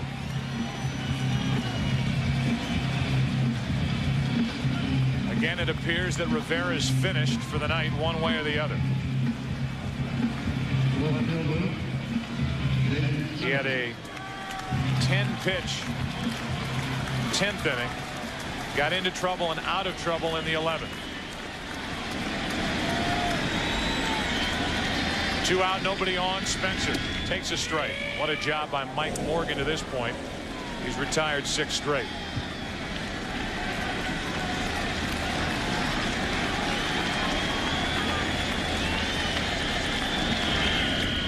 One and one. The Diamondbacks in their no doubles defense. Outfielders are deeper than they would normally be, particularly with Shane Spencer up there. Steve Finley in another area code in center.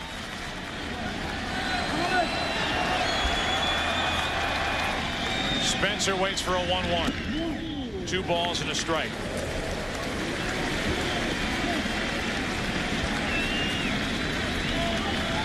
Shane Spencer with 8 home runs the month of September back in 1998. Missed last year's World Series with a torn knee ligament. He's not only available for this World Series, but boy, has he really played well both defensively and offensively, and he had a pretty good hack at a pitch that was up in his eyes. The count's 2-2. Played well on both sides of the ball. Base is empty with 2 out. And a full count with Knobloch on deck. It was 2-0 Arizona until the 9th. The runner at second and 2 away.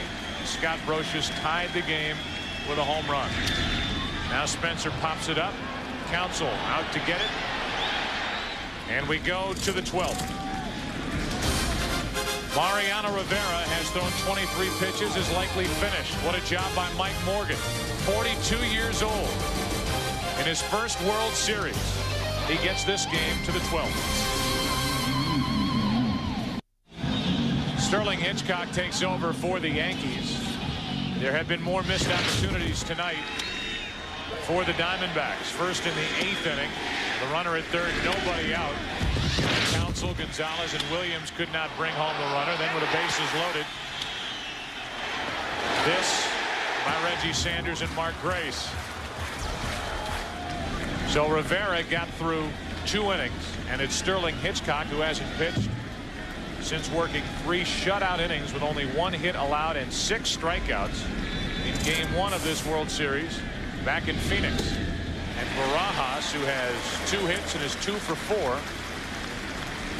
Big swing, strike 1. I think managers, as we said the last inning with Lopez and Hitchcock, 2 former starters, 2 starters this year for Bob Brenly and Joe Torre, are out there. They're looking for more innings now. deeper in the bullpens. Change up, and it's 0-2.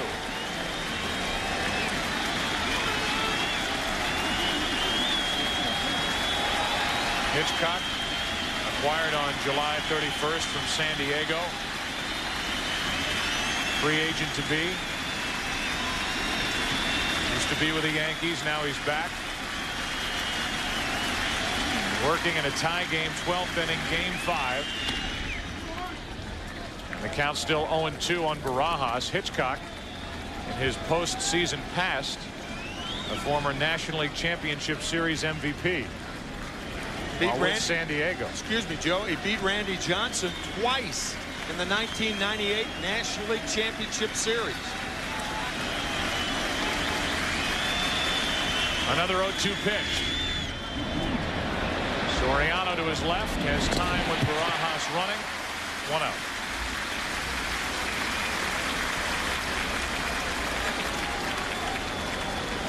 That'll bring in Tony Womack with another lefty, Counsell, to follow.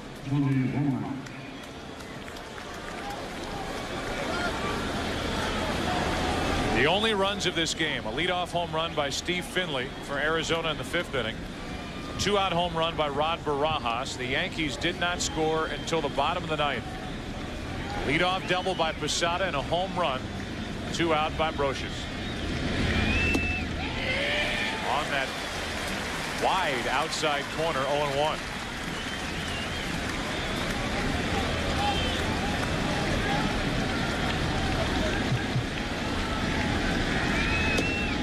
Again, 0-2.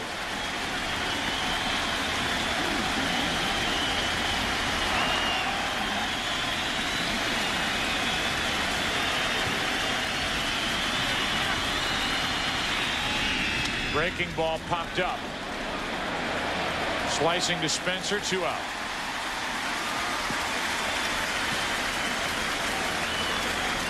So Hitchcock now has pitched 3 2/3 innings against Arizona in this World Series. He's allowed no runs.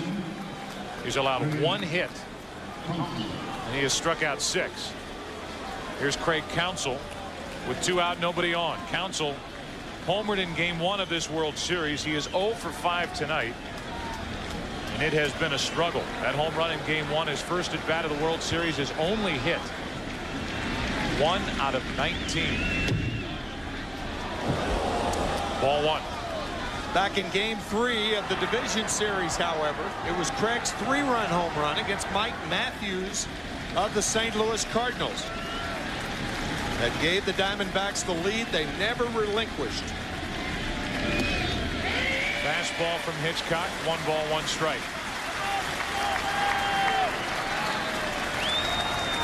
Hitchcock's final start of the year came on October 1st. A complete game victory against the White Sox. Counsell hits it into right center field. Good work by Hitchcock as Williams puts it away. And we go to the bottom of the 12th inning here at Yankee Stadium. Still tied 2-2. Back to New York after these messages from your local Fox station. This is game 5. And Lopez so far in the postseason 0-1. ERA of 9, only his 3rd game of the postseason. He has not appeared since the National League Championship Series. It was a struggle in his start in Atlanta.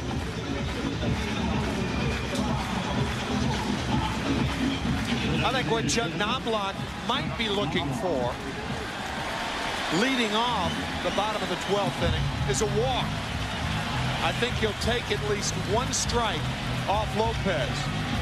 Give him a chance to get nervous. First World Series appearance. Lopez in his career 0-3 with an ERA of 3.71 against the Yankees. And with Cleveland, he's been with Tampa Bay. Picked up by Arizona mid-season. Knobloch, first pitch swinging, base hit. So much for that thinking. So the winning run is on for New York, as Knobloch is now 1 for 2. Knobloch gets a low fastball. He hits it off the end of the bat. Unofficially, this World Series, there may be fewer balls hit on the good part of the bat than any series. Of course, you didn't find that out. But pitching has dominated, and look for Brocious to be bunting. Knobloch was 0 for 13 prior to that hit. And the bunt is foul. Brocious, the reason this game is in the 12th, at least one of the reasons. The main reason. With a 2-out, 2-run home run to tie it off Byung-Hong Kim.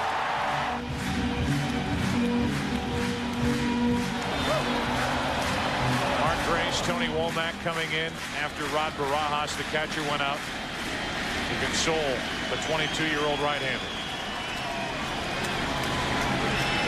Knobloch on at first with nobody out. Inching away as a throw comes his way.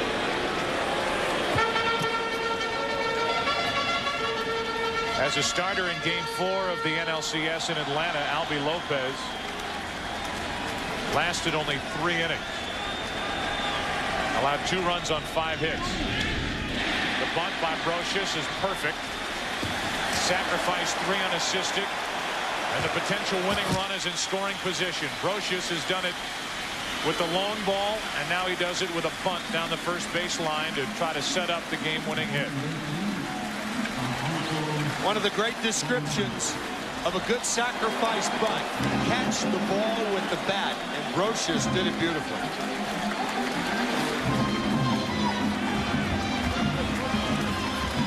Use the bat as a glove. Now it's the rookie Alfonso Soriano. Who's already ended one postseason game this year with a swing. A home run to end Game 4 of the American League Championship Series. Winning run at second, 1 out. And what a play by Barajas to keep Knobloch at second base.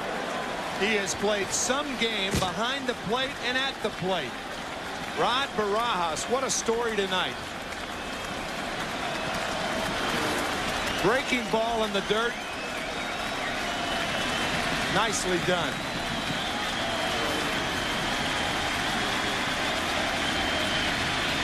Soriano trying to be tonight's hero. Takes ball 2, 2-0. After Soriano, it's one of last night's heroes, Derek Jeter.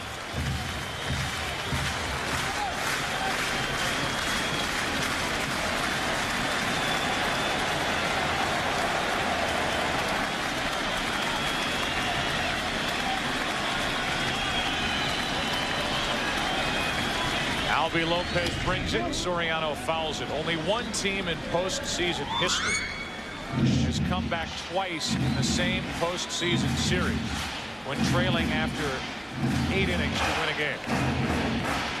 It happened in the National League Championship Series in 1986. The Mets against Houston, games 3 and 6. It's never happened in the World Series. Yankees did it last night. Trying to do it here tonight.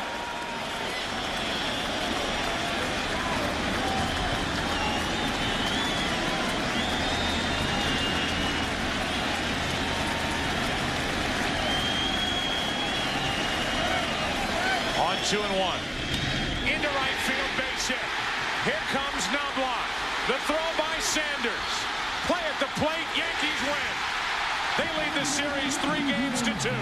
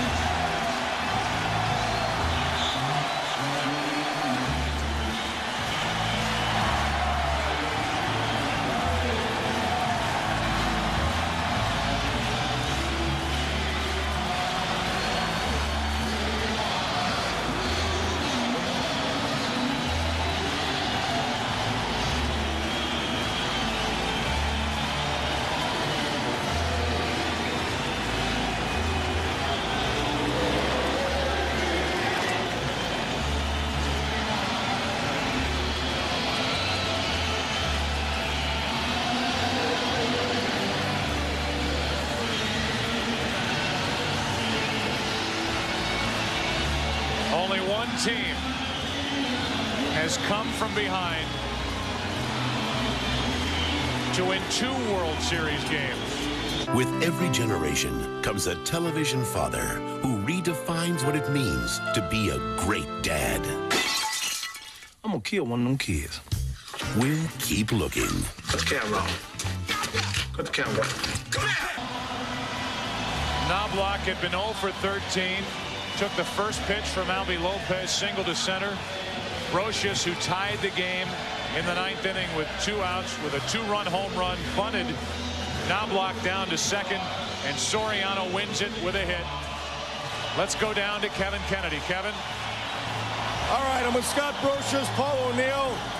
Last night, Tino Martinez hit the game-tying home run. Is this deja vu all over again, Scott? I know, it kind of felt like that, didn't it? It seemed like the whole situation was set again, and it happened again. Unbelievable. Old Yogi Berra saying right there. Scott, Tino told me last night he was definitely trying to tie the game with a home run. What were you thinking when you went up to the plate against Kim? Yeah, I definitely wasn't thinking that. I mean, I was just thinking, try to get something. You know, I missed a couple of pitches from him last night, and I was just trying to hit something hard. Paul O'Neill at top of the 9th inning. Perhaps your last game. You haven't officially announced it. You were pretty emotional out there. The cameras were looking at you. The fans were yelling your name. Well, what was going through your mind? You get goosebumps. I mean, it's a World Series game. By no means are you conceding anything. I mean, we come back so many times, and it's fun to hang around these guys that are getting the big hits. I'm just following the coattails right now. You're not ready to announce it. It might be your last game at Yankee Stadium yet, or no? This is it. There's no other way to do it. I mean, I wish I could stay here. I wish everybody would stay here for a while, because this is a lot of fun. Okay. Paul, congratulations. Joe Buck, let's go back upstairs. For the second night in a row, the Yankees come from behind. They get 2 runs in the 9th inning to tie it. They get a run tonight in the 12th inning to win it. It's Alfonso Soriano, the rookie second baseman, who Joe Torre will tell you reminds him of a young Derek Jeter. He gets the base hit to right, and Chuck Knobloch, who had struggled up to this point in this World Series, scores the winning run. The Diamondbacks won games 1 and 2 in Arizona. Everybody said wait till the Diamondbacks get to the Bronx. The Yankees have won games 3, 4, and 5 and take a 3-games-to-2 advantage back to the desert. We'll be back in a moment.